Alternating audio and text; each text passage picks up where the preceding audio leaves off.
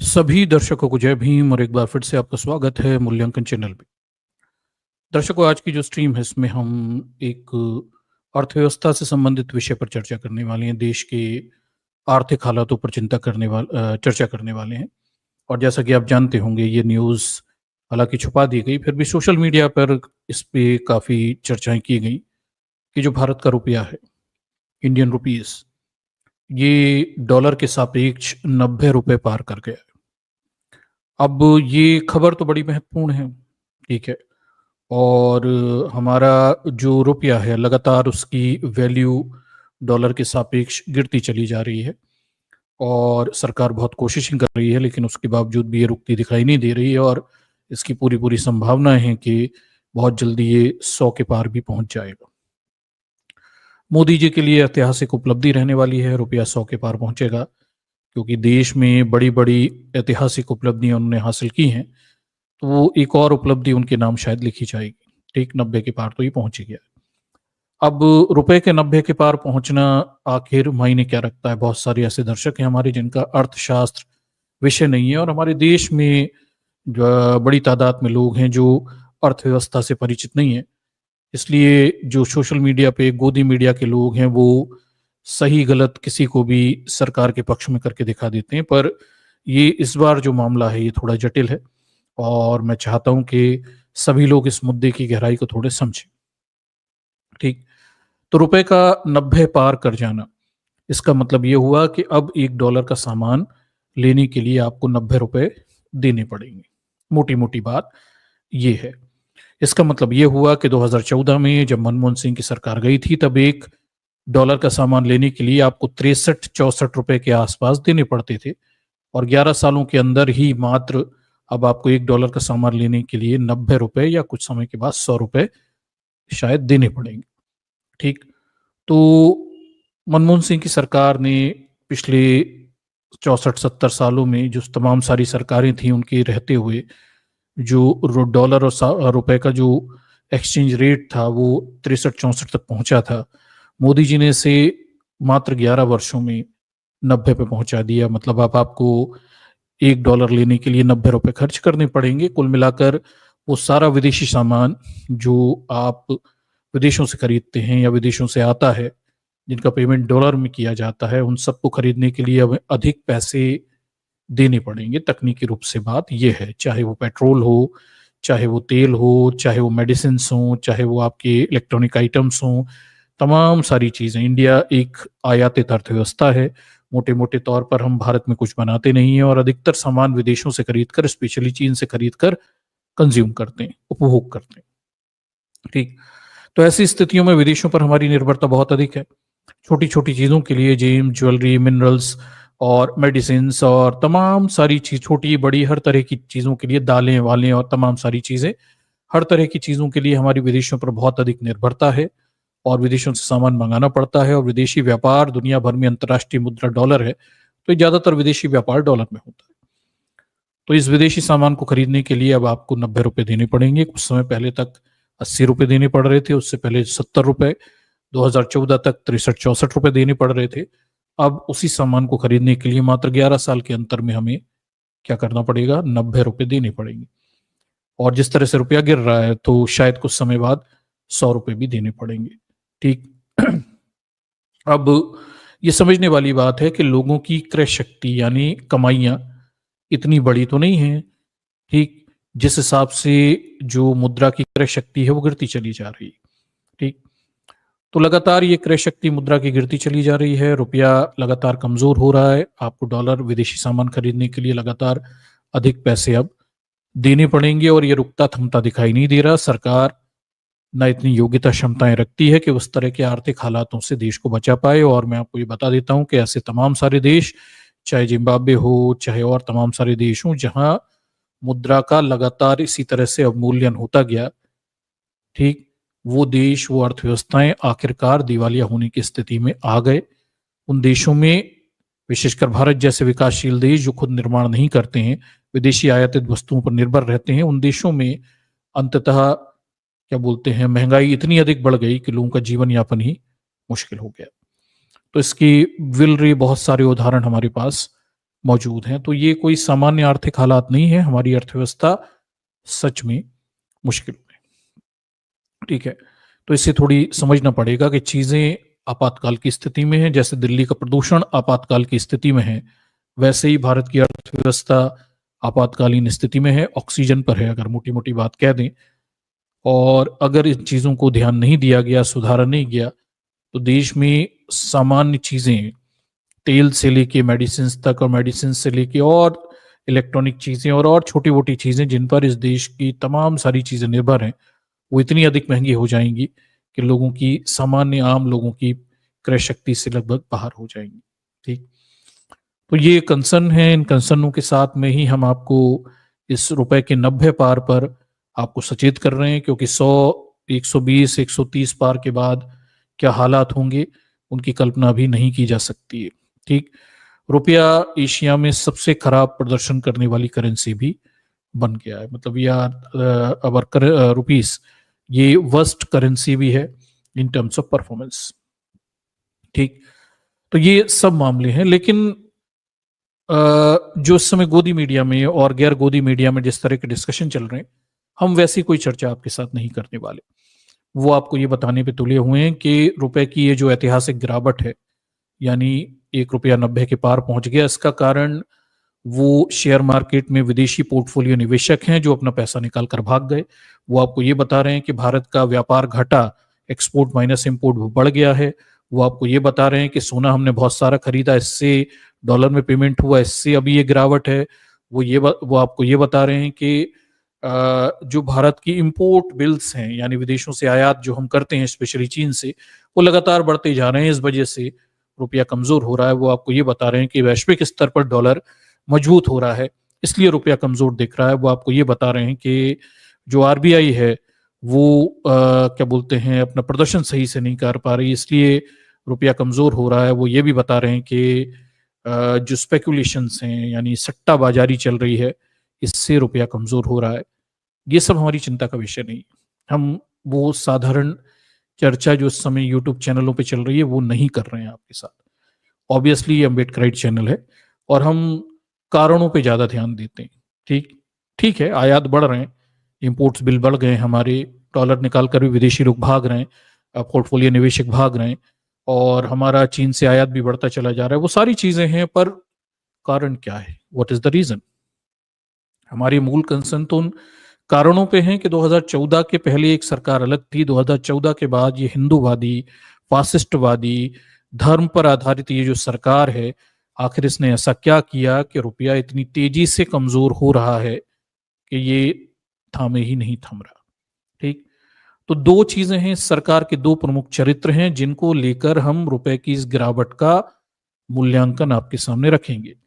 पहला यह है कि इस मोदी सरकार ने पिछले 11 साल में जम के धर्म और धार्मिक गतिविधियों पे पैसा खर्च किया है, यानी देश के संसाधन बर्बाद किए हैं और ये सब इन्होंने कर्ज लेके किया है, ठीक।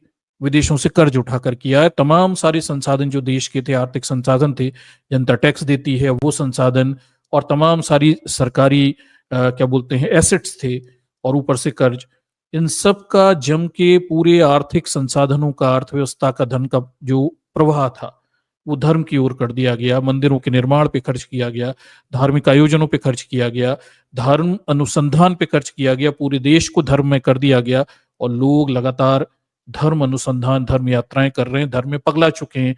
ऐसा लगता है एक औसत भारतीय के जीवन का उद्देश्य केवल धर्म और धार्मिक यात्राएं करना रह गया है।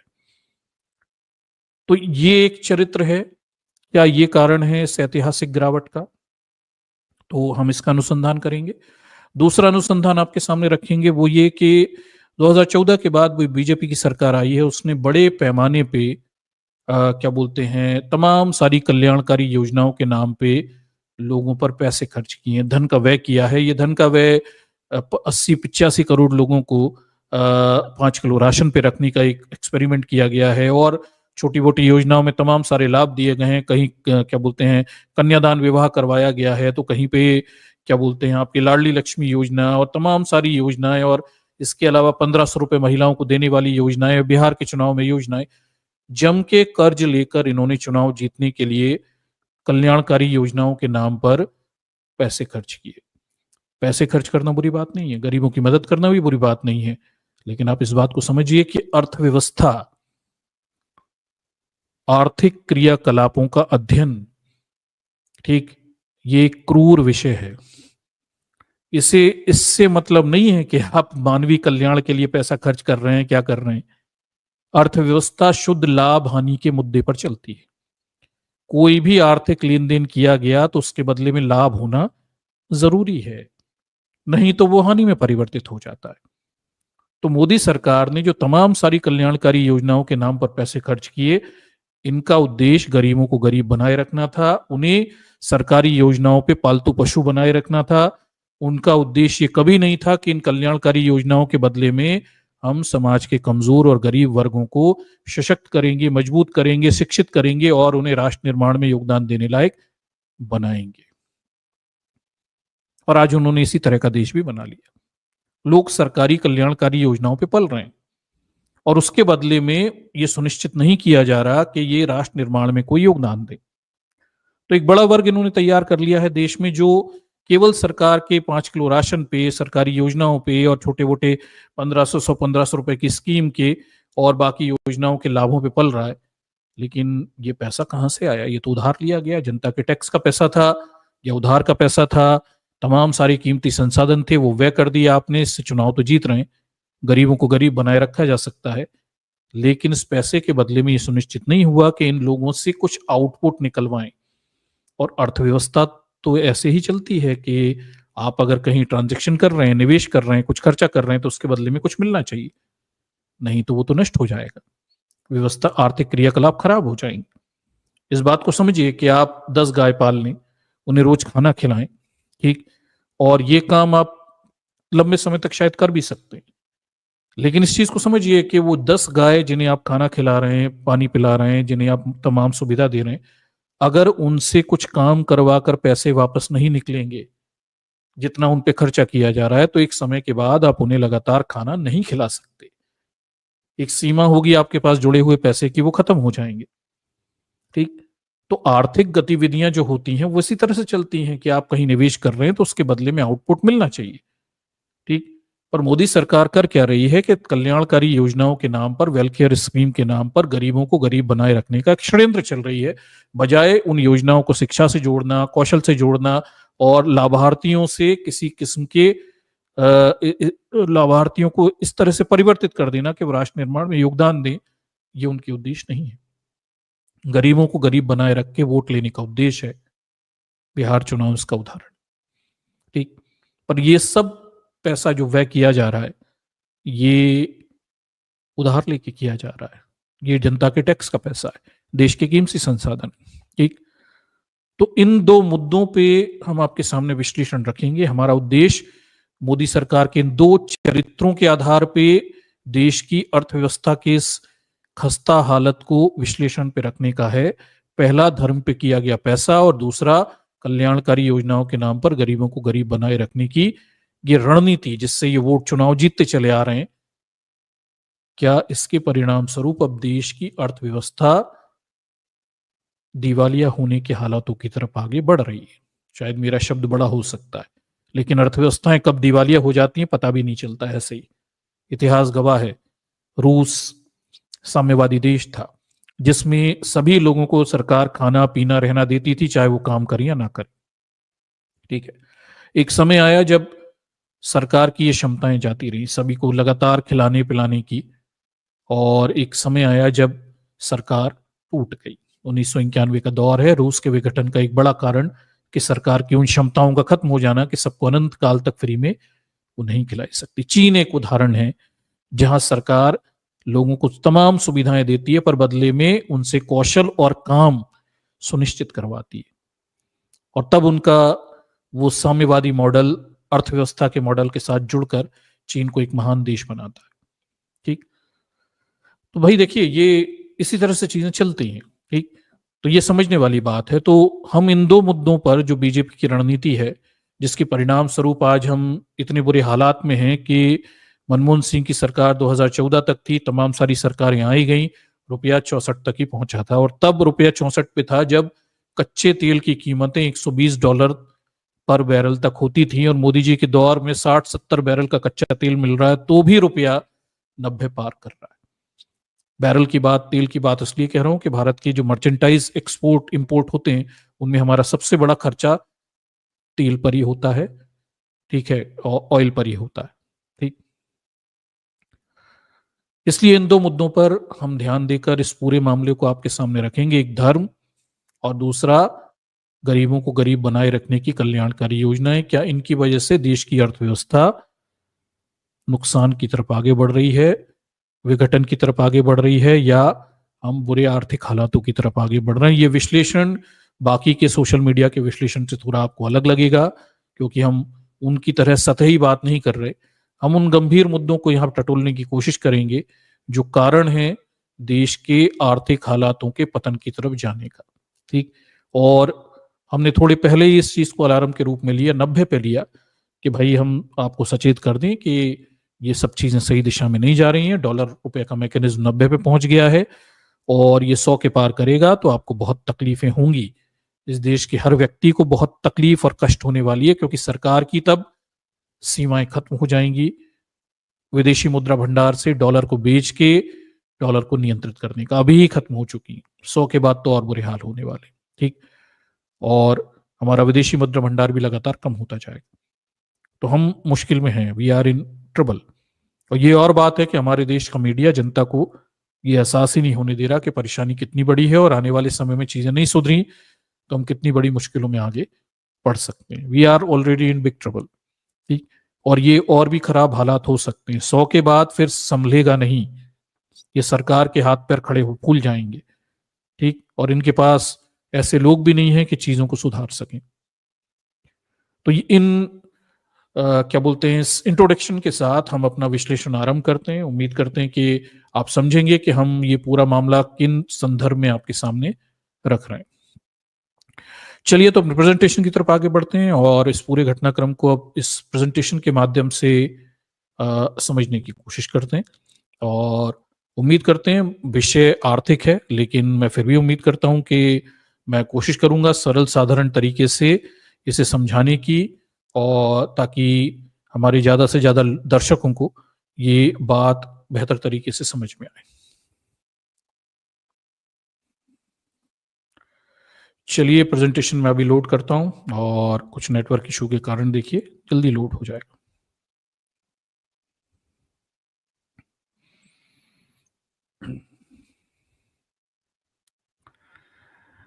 चलिए, कई बार कुछ नेटवर्क के इशू आते हैं। देखिए, तो ये प्रेजेंटेशन है और इसके माध्यम से इस घटनाक्रम को हम समझेंगे। तो दर्शकों, आप देख रहे हैं मूल्यांकन चैनल और हम मूल्यांकन पे समाज समाज से संबंधित कुछ महत्वपूर्ण मुद्दों को आपके सामने रखते हैं। और आज हम एक आर्थिक मुद्दे को परिचर्चा में लेकर आए हैं। विषय थोड़ा सा कठिन है, हम भारतीयों के साधारण विमर्श से थोड़ा सा अलग है, लेकिन फिर भी भारत के लोगों को इस स्तर पे अपने क्या बोलते हैं, विमर्श को ले जाने की जरूरत है, ठीक। तो चलिए हम शुरुआत करते हैं इस पूरी मामले की। और बात यह है कि राम राज्य में भगवान मोदी के काल में उम्मीदें तो ये थी कि भाई गोदी मीडिया दर्शकों को तमाम सारे सपने दिखा रहा था। एक कोई बाबा था, वो तो ये कह रहा था कि गैस की टंकी 300 रुपए की और रुपया 40 रुपए का हो जाएगा, ठीक। वो ये बातें किया करता था।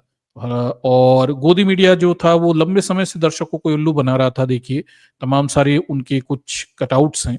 वो देखिए, एक ये कोई कोचिंग क्लास वाला ये बताता है कि अब डॉलर नहीं रुपए का होगा व्यापार, रुपए में होगा व्यापार। तो ये रुपए में व्यापार करवा रहे थे साहब कुछ समय पहले।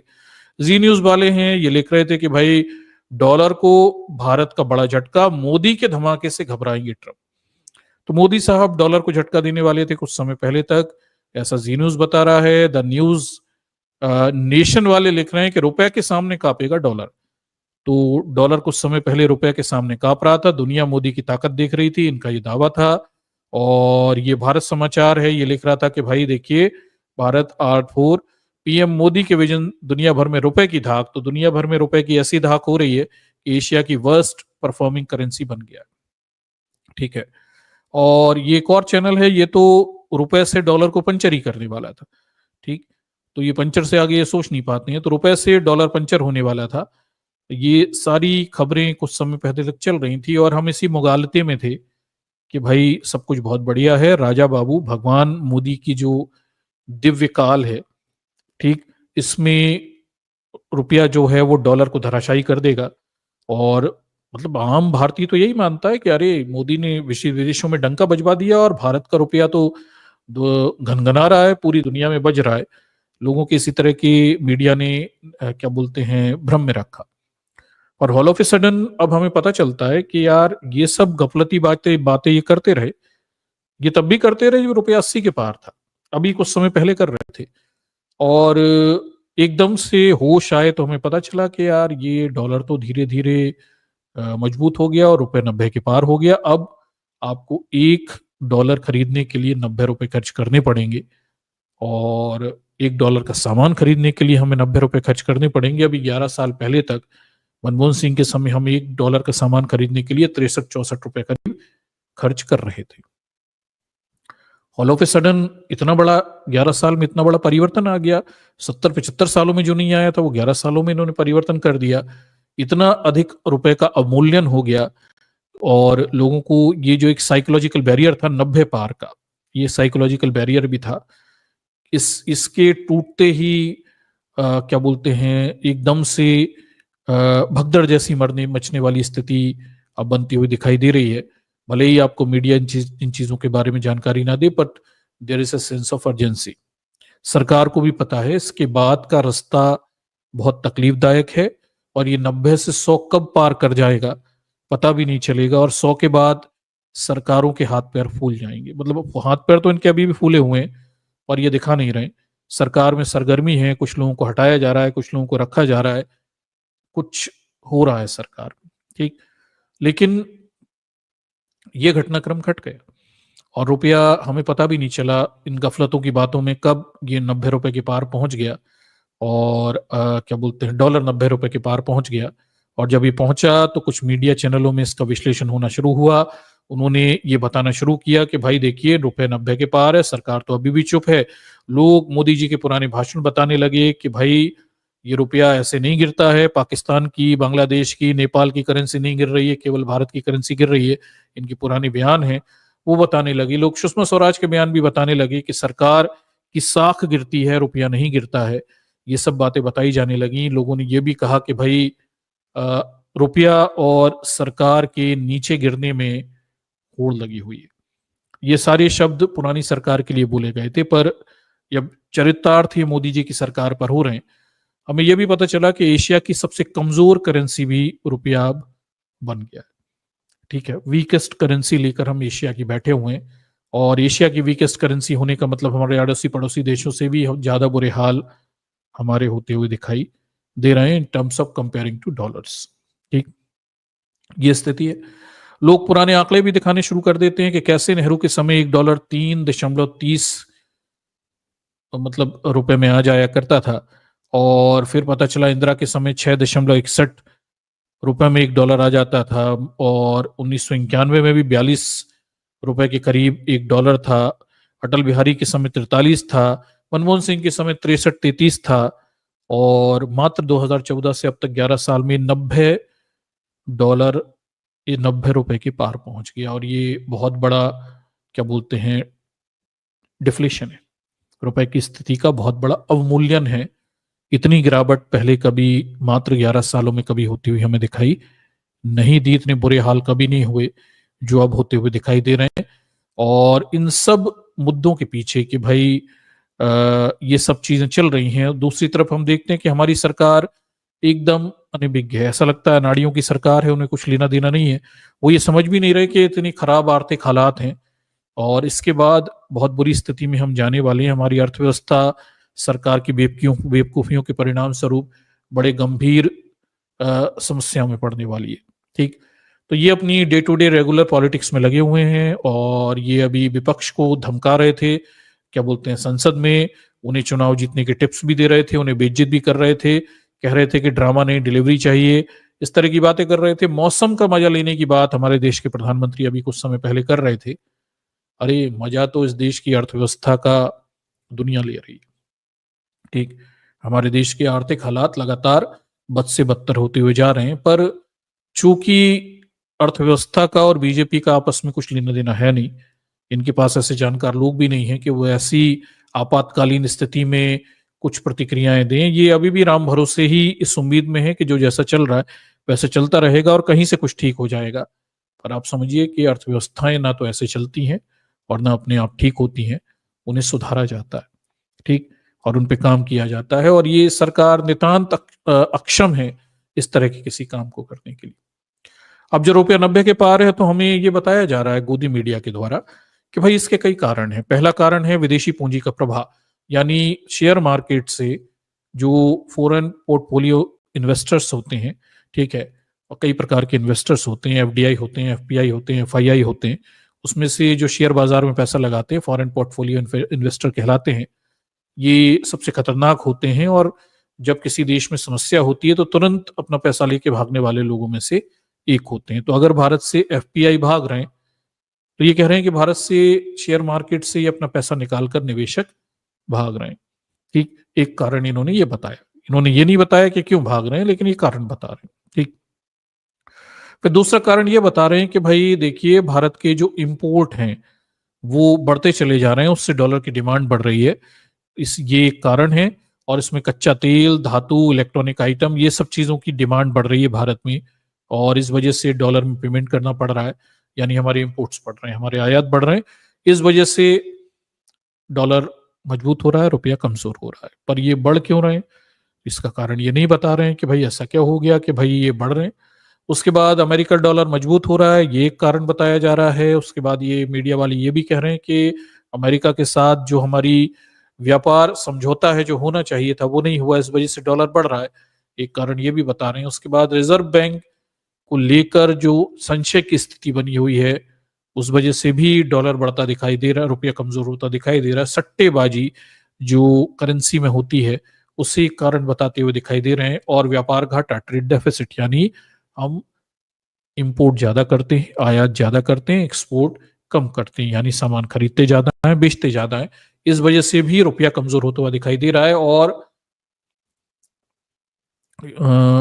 हमने बड़ी तादाद में कुछ समय पहले सोना खरीदा, जिसकी कीमत तो अब तो कम हो गई है, वो भी एक कारण बताया जा रहा है। लेकिन इसके कई प्रभाव भी बताए जा रहे हैं सोशल मीडिया पर कि अगर ये रुपया ऐसे ही कमजोर होता रहा तो जो एफएमसीजी यानी तमाम सारा सामान जो आप खरीदते हैं, पाउडर, लिपस्टिक, शैम्पू, प्लास्टिक, तेल, गैस जैसी चीजें, ये लगातार महंगी हो जाएंगी, इनके सामान कॉस्ट बढ़ जाएगा। जबकि जो विदेशों में जो लोग सामान बेचते हैं, कपड़ा, टेक्सटाइल, आईटी फर्म, इन्हें जो निर्यात करते हैं उन्हें लाभ हो सकता है। इस तरह की बात ये बताते हुए दिख रहे हैं। ठीक, तो ये तो मीडिया का विश्लेषण है, ये हमारा मुद्दा है भी नहीं। ये तो मैंने आपको बताया कि मीडिया में ये लोग इस तरह से रुपए की कमजोर होने का कारण बता रहे हैं। हम इससे एक बड़े कैनवास पे इस पूरे घटनाक्रम को देखेंगे। 11 साल में जो बीजेपी सरकार ने किया, मोटा मोटा रुपए का कमजोर होना उस सबसे संबंधित है। ये सब तात्कालिक कारण हो सकते हैं, लेकिन 11 सालों का समुच्चय कलेक्टिव जो अर्थव्यवस्था को नुकसान पहुंचाया गया है, वो सबसे बड़ा कारण है, जिसकी वजह से ये हालात आगे भी नहीं सुधरने वाले हैं। ठीक है, और उनमें हमने दो मुद्दे आपको बताए कि हमारा पूरा विश्लेषण इन मुद्दों पे नहीं रहेगा, ये तो तात्कालिक कारण है, पर मुद्दा क्या है भाई, क्यों ऐसा हो रहा है। तो हमने दो मुद्दे चुन के रखे हैं, एक धर्म पे किए गए खर्चे, और दूसरा रेवड़ी कल्चर, यानी गरीबों को गरीब बनाए रखने के लिए लाभकारी योजनाएं।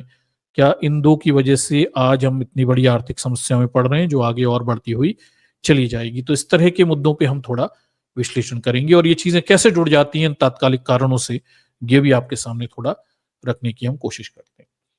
सबसे पहले इस पूरे मुद्दे को थोड़ा समझते हैं कि जिन लोगों को ये परिवर्तनीयता नहीं पड़ी, क्या बोलते हैं, कन्वर्टेबिलिटी के बारे में जिन लोगों ने पढ़ा नहीं है, उन्हें हम थोड़ा सा एक बेसिक बताते हैं कि ये सब होता कैसे है। रुपए और डॉलर का जो एक्सचेंज रेट सिस्टम है, जो हमने 91 के बाद लिबरलाइज एक्सचेंज मैकेनिज्म क्या बोलते हैं अपनाया हुआ है, ये कैसे काम करता है। ठीक, इस पे थोड़ा सा हम तो आपको जानकारी देते हैं।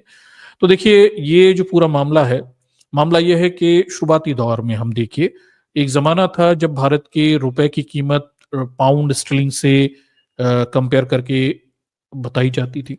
अंग्रेजों के दौर में। फिर हम गोल्ड रिजर्व की तरफ चले गए। सरकार एक निश्चित मात्रा में सोना रख लेती थी, उसके एवज में विदेशी मुद्राओं के सापेक्ष भारत की मुद्रा की कीमत वो तय करती थी, सरकारी तय करती थी। फिर 70 का दशक आया, बास्केट ऑफ करेंसी सिस्टम अपनाया। दुनिया की कुछ बड़ी मुद्राएं जिसमें डॉलर है, पाउंड स्टर्लिंग है, उसके बाद क्या बोलते हैं, ड्यूश मार्का है। उस समय यूरोपीय यूनियन नहीं था, तब यूरो नहीं था, ड्यूश मार्का वगैरह चला करता था, फ्रांस का फ्रैंका होता था। ऐसी मुद्राओं की बास्केट ऑफ करेंसी बना लेते थे और इनके सापेक्ष अपने रुपए की कीमत खुद तय कर देते थे। ठीक, तो ये तब का दौर था। फिर 1991 का दौर आया, भारत दिवालिया होने की स्थिति में आ गया। अंतर्राष्ट्रीय मुद्रा कोष के नियमों को हमें मानना पड़ा। हम दुनिया की अर्थव्यवस्था से जुड़ गए, हमने उदारीकरण किया, हमने वैश्वीकरण किया, हमने प्राइवेटाइजेशन किया।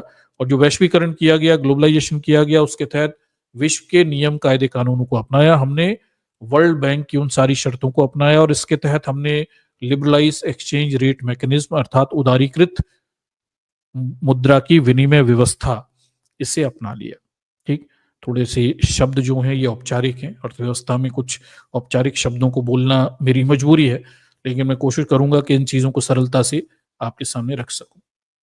ठीक, अब इस नई व्यवस्था को जो 1991 में हमने अपनाया, 92 94 तक जमीन पर उतरती हुई दिखाई देती है। इस नई व्यवस्था में होने ये वाला था कि भारत की सरकार खुद अपने रुपए की कीमत दूसरी मुद्राओं के सापेक्ष तय करने वाली नहीं थी। अब रुपए की कीमत दूसरी मुद्राओं के सापेक्ष, जैसे एग्जाम्पल के तौर पे हम डॉलर ले लें, ये मांग और आपूर्ति, डिमांड सप्लाई के मैकेनिज्म पर तय होने वाली थी। ठीक, डिमांड सप्लाई का मैकेनिज्म क्या हुआ, तो बात यह है कि भाई पहले तो 1 रुपए में कितने डॉलर होंगे हम खुद ही तय कर लेते थे। ठीक, और इससे हो ये रहा था कि विदेशी किसी भी मुद्रा के सापेक्ष 1 रुपए में कितनी होगी हम खुद तय कर लेते थे, भले ही उसका बाजार मूल्य कुछ भी हो। और इससे हो ये रहा था कि बहुत सारे विदेशी इन्वेस्टर्स, निवेशक भारत में नहीं आते थे क्योंकि उनके डॉलर का उचित मूल्य उन्हें यहां नहीं मिल रहा था। और इससे भारत में मुद्रा का व्यापार, वाणिज्य और फ्लो ऑफ करेंसी ये सब नहीं हो पा रहा था। आर्थिक सुधार किए 1991 में, हमने विश्व की अर्थव्यवस्था से भारतीय अर्थव्यवस्था को जोड़ने का फैसला किया और उसके तहत वैश्विक मानदंडों को अपनाया ताकि विदेशों से आने वाला व्यापार, सेवा और निवेश आसानी से भारत में सुनिश्चित किया जा सके। ठीक, और इसी प्रक्रिया में हमने जो वैश्विक स्तर का मुद्रा की खुली विनिमय प्रणाली यानी ओपन एक्सचेंज करेंसी सिस्टम था, उसे अपना लिया, जो आईएमएफ के अंतर्गत चलता है, उसे हमने अडॉप्ट कर लिया, जो कि डिमांड और सप्लाई पर काम करता है। किसी मुद्रा की यानी रुपए की कीमत $1 में कितनी होगी ये सरकार तय नहीं करती, ये डिमांड और सप्लाई पर तय होता है। अगर डॉलर के सामने रुपए की डिमांड क्या होगी, बढ़ जाएगी, यानी लोग डॉलर लेकर आए और वो कहे हमें रुपए चाहिए, तो ऐसी स्थिति में रुपया मजबूत होगा और डॉलर कमजोर होगा। लाइक से हम एक एग्जांपल लेके चलते हैं। मान लीजिए $1 में क्या 40 रुपए, मोटा मोटा एक पैरामीटर लेके चलते हैं। ठीक, अब बहुत सारे लोग डॉलर लेकर आ जाएं भारत की तरफ, वो कहें हमें रुपए चाहिए, तो बाजार में डॉलर के सामने रुपए की कीमत यानी वैल्यू बढ़ जाएगी, डिमांड बढ़ गई। डिमांड बढ़ गई तो अब क्या होगा, जो एक्सचेंज बैंक्स होते हैं जो ये धंधा करते हैं, वो क्या करेंगे, वो अब कहेंगे कि भाई अब आपको थोड़े ज्यादा पैसे देने पड़ेंगे। तो 40 की जगह 41 रुपए में क्या बोलते हैं, 40 की जगह, मतलब ज्यादा पैसे से तात्पर्य हो गया कि अब $1 40 रुपए का था, लेकिन रुपए की कीमत अब मजबूत हो गई तो वो 39 में होगा, 32 में होगा, इस तरह से हो जाएगा, यानी वो कम रुपए देंगे $1। ठीक, उल्टा भी होता है। उल्टा कब होता है कि बहुत सारे लोग भारत से रुपए लेकर जाएं और वो डॉलर मांगे। ऐसी स्थिति में क्या होगा, $1 अगर 40 रुपए का है और आप बहुत सारे रुपए लेके भारत से लोग गए, उन्होंने कहा हमें विदेशी सामान करना, डॉलर की डिमांड बढ़ाई, किसी भी कारण से डॉलर की डिमांड बनाई, तो ऐसी स्थिति में ये होगा कि आपको पहले $1 के बदले 40 रुपए देने पड़ते थे। अब डॉलर की चूंकि डिमांड बढ़ गई तो $1 के बदले शायद आपको 42 रुपए देने पड़े, 43 रुपए देने पड़े। जैसी डिमांड सप्लाई का मैकेनिज्म काम करेगा वो उस तरह से बढ़ती घटती रहती है। तो अब ये जो ओपन करेंसी एक्सचेंज सिस्टम है, खुली मुद्रा की विनिमय दर प्रणाली है, इसमें मांग और आपूर्ति पर चीजें तय हो रही हैं। ठीक है, रुपए की मांग कितनी है डॉलर के सापेक्ष, इससे ये तय होगा कि $1 खरीदने के लिए आपको कितने रुपए देने पड़ेंगे, और डॉलर की मांग कितनी है रुपए के सापेक्ष, इससे ये तय होगा कि आपको अगर रुपए चाहिए, डॉलर लेकर आए हैं तो उसके बदले में कितने मिलेंगे। ठीक, ये मांग और आपूर्ति पे तय होता है, और मांग आपूर्ति का तंत्र बड़ा सिंपल है, आप भी जानते हैं इसका। क्या बोलते हैं, कोई नैतिक नियम है, आप कहेंगे फंडामेंटल है, तो फंडामेंटल बस इतना ही है कि डिमांड बढ़ जाएगी, कीमत बढ़ जाएगी। ठीक, और सप्लाई अगर बढ़ जाएगी तो कीमत कम हो जाएगी, दोनों में से कुछ भी हो जाए। तो ये मैकेनिज्म आज की डेट में काम कर रहा है डॉलर और रुपए के बीच में, और इसी तरह के मैकेनिज्म से ही पूरा काम चलता रहता है। आरबीआई जो है, रिजर्व बैंक ऑफ इंडिया, जो किसी जमाने में रुपए और बाकी करेंसी की कीमतें तय करती थी, अब डायरेक्टली इसमें इंटरफेयर नहीं करती, वो इनडायरेक्टली इसमें इंटरवीन करती रहती है। कैसे होता है, मैं आपको थोड़ा सा इसका एग्जांपल देता हूं। मान लीजिए $1, देखिए ये डॉलर मजबूत हो, हम एक एग्जांपल लेके चलते हैं, जैसे अभी की स्थिति $1 में 90 रुपए है। यदि डॉलर मजबूत हो जाए, ठीक है, तो रुपए क्या बोलते हैं, या रुपए कमजोर हो जाए, ये की बात होती है, ठीक हो जाए। ठीक है, तो ऐसे में क्या हो रहा है कि देखिए डॉलर की मांग बढ़ गई है। ठीक है, ये डॉलर की या तो मांग बढ़ रही है, उसकी आपूर्ति कम हो रही है, ये दो कंडीशन होंगी तभी ये सब होने वाला है। ठीक, तो $1 में कम रुपए, क्या बोलते हैं, $1 में जो है आपको लेने के लिए अधिक रुपए देने होंगे। जैसे आज की स्थिति है कि $1 लेने के लिए कल तक 80 रुपए अगर देने पड़ रहे थे, तो अब 90 रुपए देने पड़ रहे हैं। और ये तब हुआ कि किसी कारणवश दो स्थितियां बन रही हैं कि भाई किसी कारणवश क्या हो गया कि रुपए के सापेक्ष डॉलर की डिमांड बढ़ गई। ठीक, यानी रुपए लेकर लोग खड़े हो गए, उन्होंने कहा हमें डॉलर चाहिए। ठीक, या फिर रुपए की सप्लाई कम हो गई बाजार में, ये दो कंडीशन है। तो ऐसी स्थिति में क्या हो रहा है कि भाई अब $1 लेने के लिए आपको ज्यादा रुपए देने होंगे, मोटी मोटी बात ये सब निकल कर आ रही है। ठीक, और ये वाली जो स्थिति होती है, जब ये बनती है, जो आज की स्थिति बनी हुई है, इसमें जो निर्यातक होते हैं, ठीक है, जो एक्सपोर्ट करते हैं, उनके लिए फायदे की स्थिति होती है, क्योंकि उनका सामान विदेशों में क्या बोलते हैं, सस्ता हो जाता है। ठीक, तो ये जो निर्यात करने वाले लोग होंगे, उन्हें ये आज की स्थिति फायदे की स्थिति देने वाली है, क्योंकि उनका सामान अब विदेशों में सस्ता हो सकता है। परंतु इसमें क्या बोलते हैं, एक मिनट रुकिए, मैं आपको थोड़ा सा इसे और समझाता हूं कि ये वाली जो स्थिति है जिसमें डॉलर जो है वो $1 90 रुपए का हो गया है।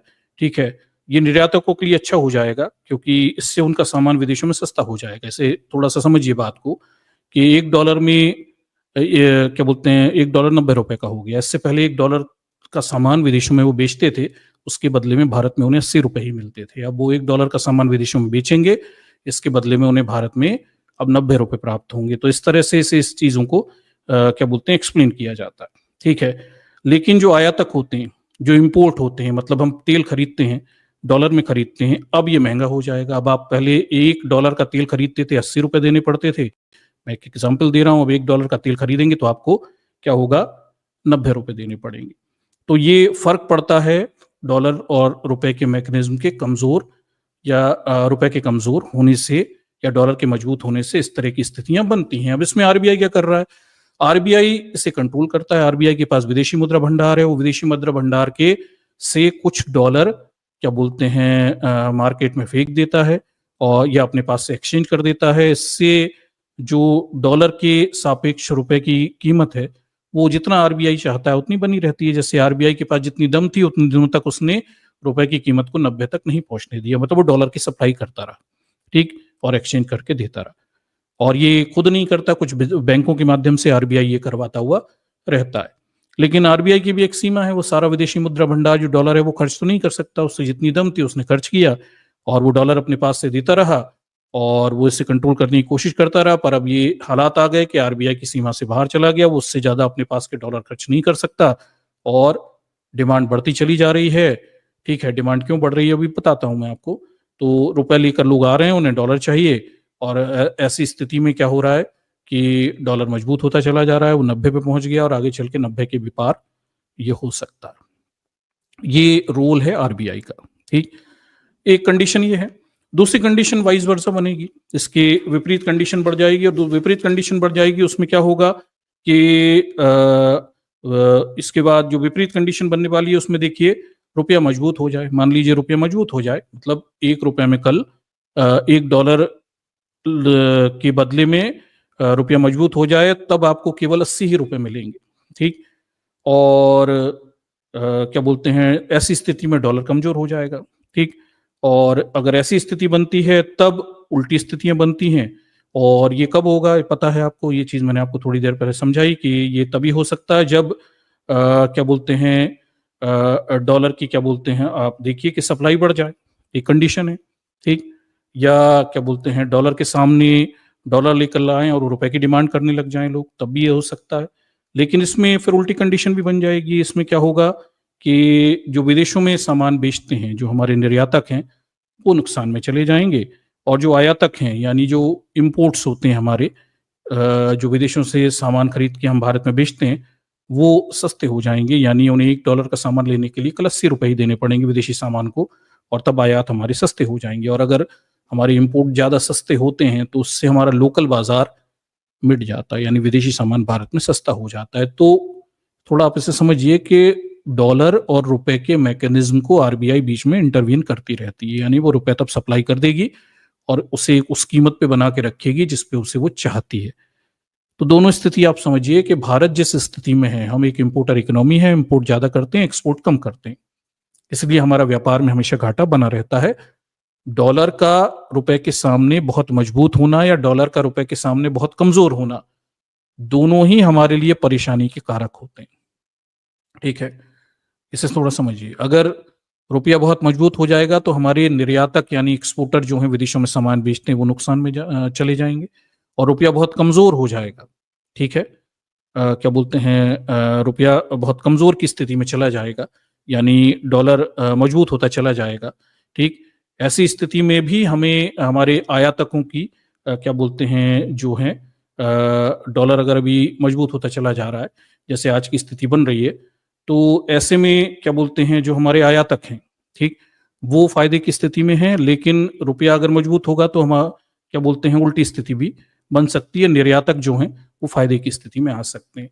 तो दोनों ही स्थितियाँ जो हैं आपकी, वो परेशानी कारक हो सकती हैं। मतलब रुपए और डॉलर का संतुलित बना रहना जितना कि हमारी आरबीआई की मौद्रिक नीति चाहती है, उतना उसका रहना चाहिए। ये थोड़ा-सा जटिल है, आप फिर से सुनकर इसे समझने की कोशिश करिएगा। लेकिन ये दोनों ही, ऐसा नहीं हो सकता कि हमारे लिए रुपया बहुत मजबूत हो जाए, यानी कल ऐसा हो जाए कुछ कि $1 ₹50 का हो जाए, तब भी हमें परेशानी होगी, ठीक? और $1 कल 150 ₹150 का हो जाए, तो भी हमें कहीं न कहीं परेशानी होगी। दोनों स्थितियाँ आपके लिए परेशानी कारक हो सकती हैं, इसलिए आरबीआई बीच में अपने पास से डॉलर या रुपए सप्लाई करके इसे एक उचित रेट पर रखती है, और वो उचित रेट वो अपनी मौद्रिक नीति से तय करती है ताकि हमारे आयात और निर्यात बहुत अधिक नुकसान में ना रहें, ये कोशिशें की जाती हैं। तो ये पूरा-पूरा खेल यहाँ पे चलता रहता है। आप अगर जिन लोगों का ये सब्जेक्ट नहीं है, शायद उन्हें थोड़ी-सी परेशानी आएगी, पर फिर भी आप इसे दोबारा से समझने की कोशिश करिएगा, सुनने की कोशिश करिएगा। मेरे सामने थोड़ी मजबूरी है कि मुझे कुछ तकनीकी शब्द बोलने पड़ते हैं इसमें, इकोनॉमिक्स में, क्योंकि वो है ही इसी तरह से, ठीक? तो ये मोटा-मोटा स्थिति है। अब फिलहाल की स्थिति क्या है कि फिलहाल की स्थिति जो है ये ऐसी बनी हुई है कि जो डॉलर है, वो मजबूत हो रहा है, यानी आपको $1 खरीदने के लिए ₹90 देने पड़ रहे हैं, और इसका मतलब ये है कि विदेशों से खरीदने वाला जितना भी सामान, चूँकि हमारी विदेशों पर निर्भरता बहुत अधिक है, हम तेल से लेके मेडिसिन्स तक, मेडिसिन से लेके केमिकल्स तक, और केमिकल्स से लेके तमाम सारी चीज़ें, छोटी-बड़ी चीज़ें, अब तो चीन से हम मतलब गणेश जी की मूर्ति तक खरीदते हैं। तो तमाम सारी चीज़ें जो विदेशों से खरीदते हैं, वो महँगी हो सकती हैं, ठीक? महँगी हो सकती हैं, और क्या बोलते हैं, ये जो चीज़ है, ये भारत के जो स्थानीय बाज़ार हैं, उनके लिए परेशानी कारक हो सकती है। मतलब सरकार अभी तो पेट्रोल के रेट नहीं बढ़ा रही, लेकिन अगर ऐसे ही रुपया 100 के पार चला गया, तो कभी ना कभी तो सरकार को हिम्मत जवाब दे जाएगी, और तब वो रेट बाज़ार के हिसाब से बढ़ेंगे, ठीक? और जब ये सब चीज़ों के रेट बढ़ेंगे, तो देश में अंदर महँगाई आएगी। महँगाई आएगी तो फिर आम लोगों का जीवन, यानी परचेज़िंग पावर, वो गिरती चली जाएगी, आपकी क्रय शक्ति गिरती चली जाएगी, और अगर ये 100, 150, 200 तक जाता है, तो फिर वो दिन भी आ जाएगा। मतलब अंधभक्त लोग कभी आपसे कहते थे कि हम ₹500 का पेट्रोल भी खरीद लेंगे, तो हम उसी तरफ आगे बढ़ रहे हैं। अगर ये लगातार चलता रहेगा तो शायद आपको किसी दिन 100, 150, मतलब 100, 106 तो है ही, 200, 300, 400 तक का भी पेट्रोल खरीदना पड़ सकता है। शायद मैं एक्सट्रीम बात कह रहा हूँ, लेकिन ये रुक नहीं रहा है। ठीक है, इसे रुकना चाहिए। और सरकार के हाथ पैर फूले हुए हैं। सरकार ने बहुत विदेशी मुद्रा भंडार खर्च किया, डॉलर सब खर्च किए, किसी तरह से बैलेंस बना रहे, और ये 90 के साइकोलॉजिकल रेट को पार कर गया, और ये बड़ी तेजी से 100 भी पार कर जाएगा अब, क्योंकि एक साइकोलॉजिकल बैरियर था 90 का। वो जब टूटा तो तमाम सारे लोग जो करेंसी खेलते थे और बाकी सब निवेशक थे, वो हतोत्साहित होते हैं इससे। एक मेंटल बैरियर टूट जाता है, और वो दिखाता है कि सरकार की डॉलर को रुपए के सापेक्ष रुपए को बैलेंस करने की क्षमता कमजोर हो रही है। इससे एक नेगेटिव सेंटिमेंट भी बनता है सरकार के प्रति मार्केट में।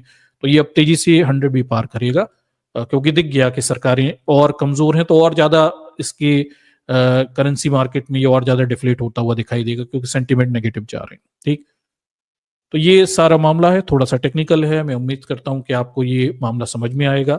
कुल मिलाकर बात यह है कि जितना अधिक रुपया कमजोर होगा, उतना डॉलर मजबूत होता जाएगा। डॉलर जितना मजबूत होगा, उतने विदेशी सामान आपको ज्यादा कीमत में खरीदना पड़ेगा, और उतनी ही महंगाई ये बढ़ने वाली है। और इसका सबसे अच्छा उदाहरण यह है कि मोदी सरकार के कार्यकाल में पिछले 11 साल में बड़ी तेजी से चीजों की कीमतें बढ़ती हुई आपने देखी हैं। आपने अपने दौर में ही ये देख लिया होगा कि मनमोहन सिंह के समय पेट्रोल कितने कीमत का था और अभी कितने कीमत का है, और बाकी खाने पीने की चीजें, बेसिक कम्युनिटीज, दवाइयां तो मतलब मेडिकल इक्विपमेंट्स और मेडिकल सर्विसेज इतनी महंगी हो गई हैं, क्योंकि उनमें से ज्यादातर विदेशों से आता है। ठीक, तो हर वो चीज जो विदेशों से आती है वो लगातार असीमित महंगी, व्हीकल्स कितने महंगे होते जा रहे हैं। तो ये होता रहेगा, अगर रुपया ऐसे ही कमजोर होता रहेगा तो लगातार ये बढ़ता हुआ चला जाएगा। ठीक, तो ये मोटी मोटी बात है, और क्या बोलते हैं, ये मैकेनिज्म इस तरह से काम कर रहा है। अब इससे हम आगे बढ़ते हैं कि इसका जो कारण है, हमने दो मुद्दों पर यहाँ पे इस पूरे विश्लेषण को रखा है कि ये सब इसलिए हो रहा है कि बीजेपी की सरकार में बड़े पैमाने पे इन्होंने धर्म अनुसंधान किया, यानी देश के संसाधनों को धर्म पे व्यर्थ किया, और दूसरा, गरीबों को गरीब बनाए रखने के लिए जो रेवड़ी कल्चर इन्होंने चलाया, इसके परिणाम स्वरूप आज ये हालात हैं कि हमारा एक्सचेंज रेट डॉलर के सामने रुपए का वो लगातार इतना गिरा कि 90 पे पहुंच गया, और ये 100 के पार भी पहुंचने के हालात में है। ये जो पॉइंट है, इस पर अब हम पूरा अपना फोकस करेंगे कि क्या ये ऐसा ही हुआ है, क्या ये बड़ा कारण है जिस पर हमारे मेन स्ट्रीम मीडिया के लोग बिल्कुल भी बात नहीं कर रहे हैं। वो आपको रीजन तो बता रहे हैं, मतलब वो आपको फैक्ट तो बता रहे हैं कि भाई शेयर मार्केट से पैसा उड़ रहा है, इंपोर्ट बिल्स बढ़ रहे हैं, आपको एक्सपोर्ट इंपोर्ट में आपका एग्जिम क्या बोलते हैं घाटा हो रहा है, कैड का घाटा चल रहा है, करंट अकाउंट डेफिसिट चल रहा है, सब बता रहे हैं। कारण नहीं बता रहे कि 11 साल में इन्होंने क्या किया जिसकी वजह से आज हम एक समस्या में फंसे हैं, जिसका कोई निदान फिलहाल में होता हुआ नहीं दिख रहा, क्योंकि ये सरकार अयोग्य लोगों से भरी पड़ी है, इनके पास एक्सपर्ट नहीं है। और दूसरी, इन्हें वो नीति बनानी पड़ेगी इस पूरे काम को पलटने के लिए, इन्हें वो पॉलिसीज बनानी पड़ेंगी। देश को फिर से आपको साइंटिफिक टेम्परामेंट पे ले जाना पड़ेगा, देश को फिर व्यापार वाणिज्य की तरफ ले जाना पड़ेगा, देश को फिर आपको स्किल डेवलपमेंट की तरफ ले जाना पड़ेगा, देश को फिर से जाति व्यवस्था की बजाय योग्य लोगों को ऊपर लाने पे ले जाना पड़ेगा, जो ये बिल्कुल भी नहीं चाहते। ठीक, इसलिए ये इनकी क्षमताओं से बाहर है, जो स्थिति है इसे नियंत्रित करना इनकी क्षमताओं से बाहर है। और देश को संसाधनों को धर्म पे खर्च करने की बजाय शिक्षा पे, रोजगार पे, औद्योगिकरण पे खर्च करने पड़ेंगे पैसे, जो ये बिल्कुल भी नहीं करेंगे। ठीक है, तो ये पलटेगा नहीं, क्योंकि इनकी क्षमताओं से बाहर है। इनको अपनी फंडामेंटल पॉलिसीज ही चेंज करनी पड़ेंगी इस पूरी स्थिति को बदलने के लिए। ठीक, तो निकट भविष्य में भी आप इस उम्मीद को मत करिए कि कोई राहत मिलने वाली है। ये ऐसा ही बढ़ता रहेगा। ये इस बुरी स्थिति में भी, जैसे ये हमेशा कहते हैं आपदा में अवसर, जब देश में समस्याएं आएंगी, रोजगार नहीं रहेंगे, महंगाई चरम स्थिति पे जाएगी, लोगों परेशानी में होगा, तब ये इस आपदा में भी अवसर तलाशेंगे। और जैसे कोरोना में इन्होंने 80, 86, 82 करोड़ लोगों को 5 किलो राशन पे रख छोड़ा, और अब उन्हें डर दिखाकर वोट लेते रहते हैं, तो आगे और लोग गरीब होंगे तो और लोगों को 5 किलो राशन पे रख छोड़ेंगे, और उन्हें डर दिखाकर और वोट लेने का धंधा ये करते रहेंगे। तो ये आपदा में अवसर तलाशेंगे, और ये इसमें पहले तो ये सुधार नहीं सकते, इनकी क्षमताओं से बाहर की स्थिति है, और दूसरा ये चाहते भी नहीं। ये हमेशा बुरे में से भी अपने लिए फायदे तलाशने वाले लोग हैं। और एक और चीज भी है कि इनके इस मॉडल, ये मॉडल इन्हें सूट भी करता है। इनके जो जातिगत मॉडल है, जाति व्यवस्था का मॉडल है, जिसमें समरसता होगी, जिस जाति की जैसी हैसियत है वो वैसे ही रहेगी, ये उससे सूट भी करता है ना। गरीब पिछड़े कौन है देश में? दलित, पिछड़े, आदिवासी, वो गरीबी बने रहे, उनके जीवन में सुधार ना आए, वो कष्ट में ही रहे और वो इन पर निर्भर ही रहे। तो इस तरह के हालात इन्हें सूट भी करते हैं। तो ये भी ध्यान रखिए कि इनकी कोई इच्छाएं भी नहीं है सुधारने को लेके, ठीक। गलतफहमी मत रहिएगा कि सुधारना चाहते हैं, इन्हें कोई चिंता नहीं है। ऐसे से ही ब्राह्मणवाद और जातिवादी व्यवस्था मजबूत होती है, जो आज के हालात हैं, ठीक है। इसके विरुद्ध में जाओगे, समानता, स्वतंत्रता, न्याय दोगे, बराबरी दोगे, जाति व्यवस्था को कमजोर करोगे, योग्य लोगों को ऊपर लेकर आओगे, सबको शिक्षा दोगे, सबको कौशल सिखाओगे, तो जाति व्यवस्था, ब्राह्मणवाद कमजोर होगा, धर्मांता कमजोर होगी, लेकिन उससे राष्ट्र निर्माण होगा, ठीक। तो ये जो मॉडल है बीजेपी के हित में है। बीजेपी ऐसा ही देश बनाना चाहती थी, इसलिए इन लोगों के ये फायदे में ही जा रहा है, ठीक। चलिए हम आगे बढ़ते हैं और इस पूरे मामले को थोड़ा सा और समझते हैं। तो कुल मिलाकर बात यह है कि जब हम इस पूरे मॉडल को देखते हैं कि रुपया 90 के पार पहुंच गया, तो पिछले 11 साल में आखिर पुरानी सरकार के मुकाबले नरेंद्र मोदी की सरकार ने पैसा यानी आर्थिक गतिविधियों का संचालन किस क्षेत्रों में ज्यादा किया, जिसकी वजह से वो हालात पैदा हो गए कि रुपया निरंतर कमजोर होता जा रहा है डॉलर के सापेक्ष। इसे हम देखने की कोशिश करते हैं, ठीक। अब ये कारण तो बहुत सारे बताते हैं कि विदेशों जो भारत के निवेशक हैं, जो शेयर मार्केट में निवेश करते हैं, वो पैसा निकालकर भाग रहे हैं, पर ये नहीं बताते कि पैसा निकालकर क्यों भाग रहे हैं। मतलब क्या भारत के शेयर मार्केट में काम करने वाली कंपनियां, उनके मुनाफे कम हो रहे हैं? और अगर उनके मुनाफे कम हो रहे हैं तो क्यों कम हो रहे हैं? उनका माल क्यों नहीं बिक रहा? जिसकी वजह से जो निवेशक हैं, वो उनका विश्वास नहीं बन रहा भारतीय अर्थव्यवस्था में और वो अपने निवेश निकाल के भागते चले जा रहे हैं। या फिर सरकार की वजह से, सरकार तानाशाही पूर्ण है, ये भ्रष्ट व्यवस्था चला रही है, इसकी नीतियां खराब हैं, इसलिए उन्हें भविष्य में नहीं लगता कि यहाँ और कमाई के अवसर हैं, इस वजह से पैसे निकाल के भाग रहे हैं। ये ऐसे प्रश्न हैं जिनके जवाब सरकारों को देने की जरूरत है, या इन लोगों को जो ये दावे कर रहे हैं, ठीक है। फिर दूसरी बात ये बताते हैं कि हमारे इंपोर्ट्स जो हैं बढ़ते चले जा रहे हैं, पर हमारे इंपोर्ट बढ़ क्यों रहे हैं भाई? आयात लगातार बढ़ते क्यों चले जा रहे हैं?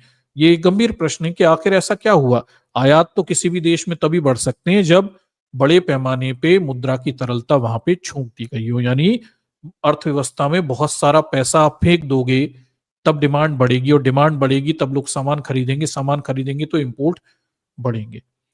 पर ये इन्होंने किया है क्या? चलिए देखते हैं, आगे हम इस पे चर्चा करेंगे। इसकी वजह से ये बढ़ते चले जा रहे हैं।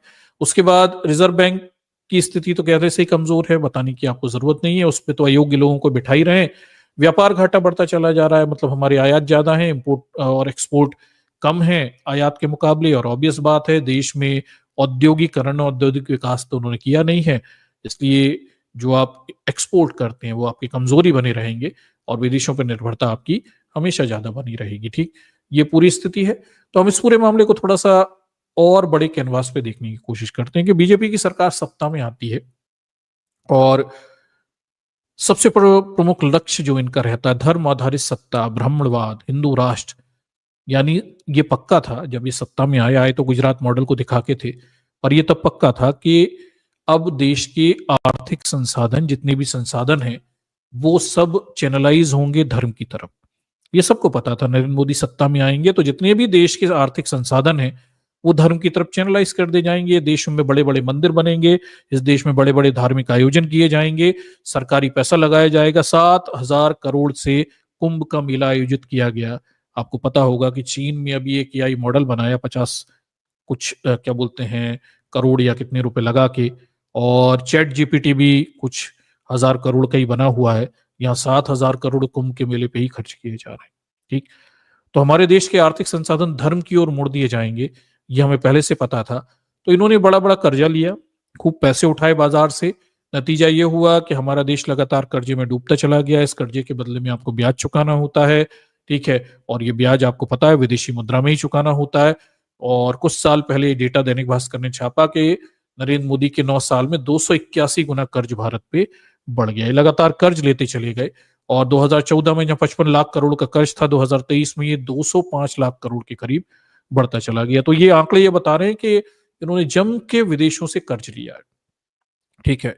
और कर्ज लेने के बाद इन्होंने क्या किया, अपनी सत्ता व्यवस्था, अपने ब्राह्मणवाद को मजबूत करने के लिए 2 बड़े काम किए। पहला, धर्म और धार्मिक समाज को धर्मांध बनाना, यानी मंदिरों पे पैसा खर्च करना, धार्मिक आयोजनों पे पैसा खर्च करना, हर क्षेत्र में, शिक्षा से लेके बाकी समाज के जीवन के हर क्षेत्र में धर्म को स्थापित कर देना। और इसके लिए बाकायदा पैसे खर्च किए गए। आर्थिक संसाधन, देश के कीमती संसाधनों को भले ही उधार लेकर किए गए, खर्च किए गए। ठीक। तो ये बड़े पैमाने पे किया और साथ में एक और बड़ा काम किया कि समाज में जो समाज के कमजोर वर्ग के लोग हैं, उन्हें सरकार पे निर्भर बनाओ ताकि उनसे निरंतर वोट लेते रहो। ठीक है। तो उन्होंने बहुत सारी कल्याणकारी योजनाएं जारी की। अगर आप बीजेपी शासित राज्यों में देखेंगे तो क्या बोलते हैं, कोरोना के समय 85 82 करोड़ लोगों को 5 किलो राशन पे रख छोड़ा। उससे पहले भी इन्होंने कुछ राज्यों में घर बनवाए जिसपे बहुत पैसा खर्च किया। इससे पहले भी इन्होंने क्या बोलते कन्यादान विवाह जैसी योजनाएं, लाडली लक्ष्मी योजनाएं, और अभी तो बड़े पैमाने पे आप देखिए कि देश में महिलाओं को 1000 1500 रुपए देकर वोट लेने वाली योजना, और बिहार में 10 10 हजार रुपए जैसी योजनाएं, और भी सारी योजनाओं में बुराई नहीं है।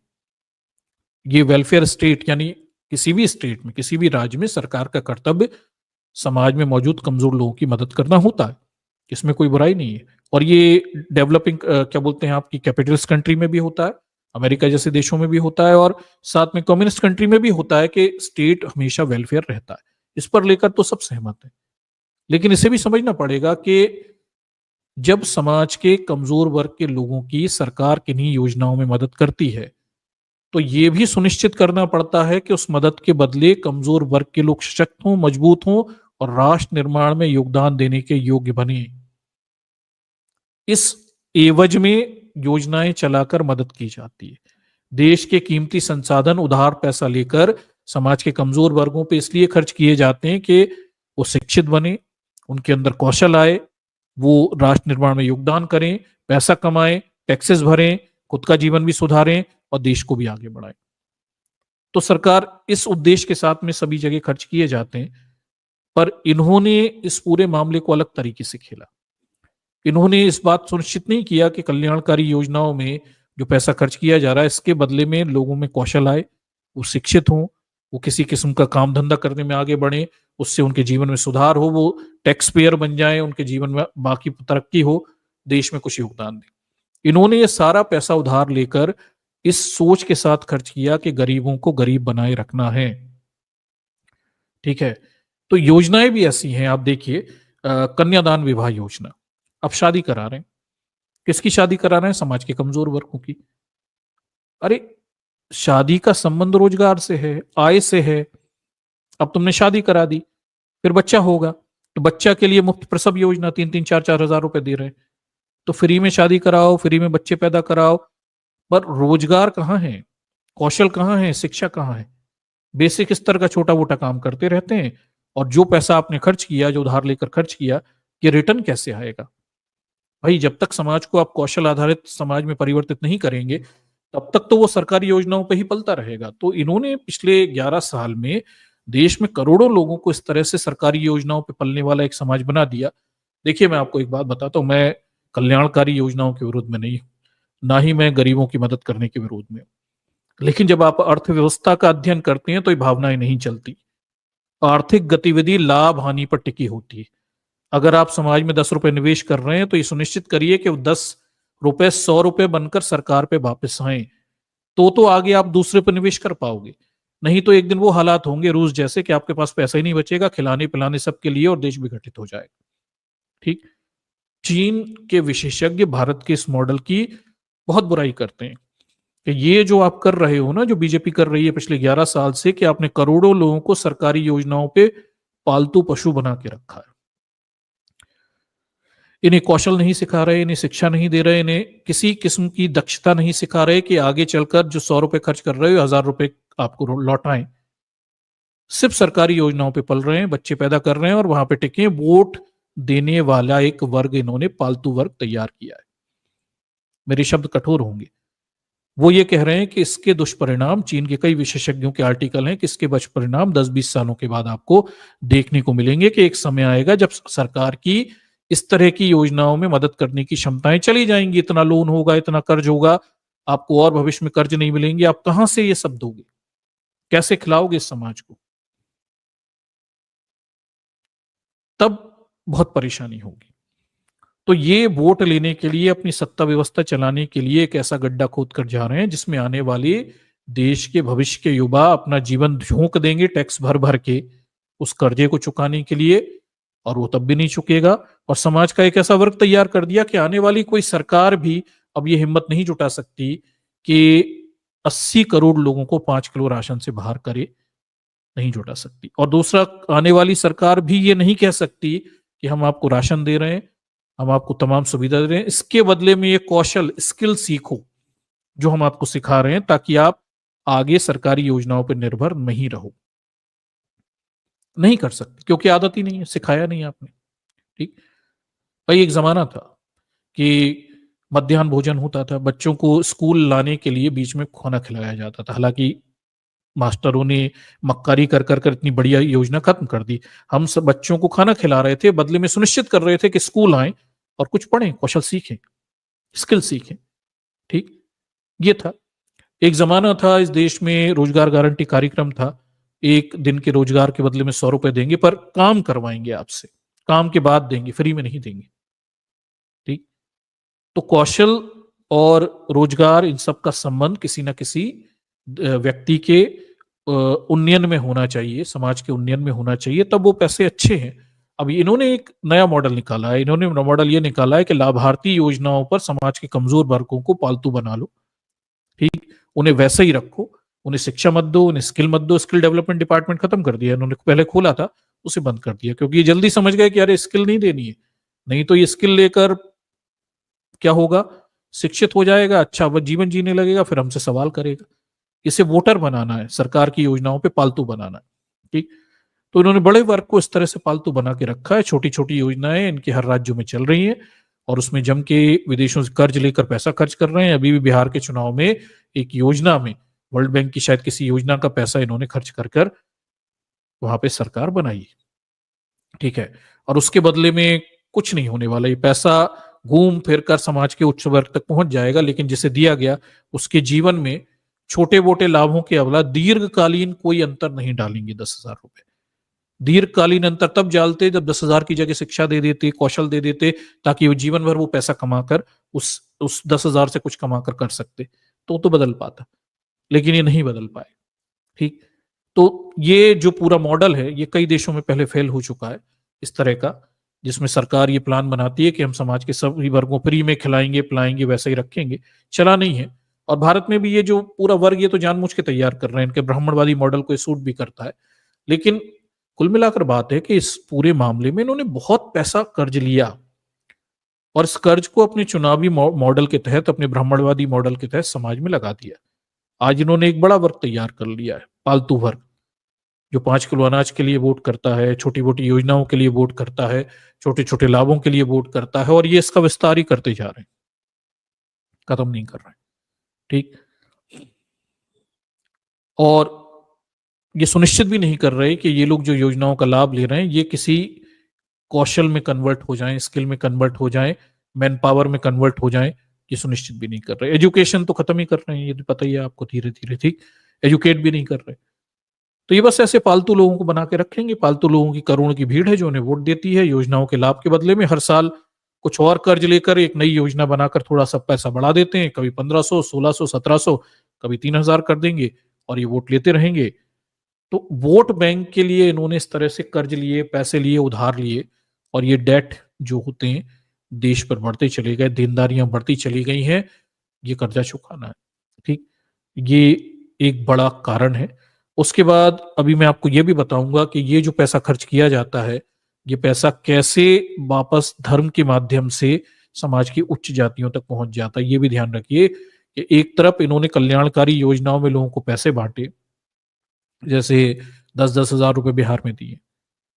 अब देखिए दूसरी तरफ ये धर्म का अंधा आवरण समाज पे उड़ रहे हैं, अंधविश्वास, धर्मांधता, बाबा ढाबा।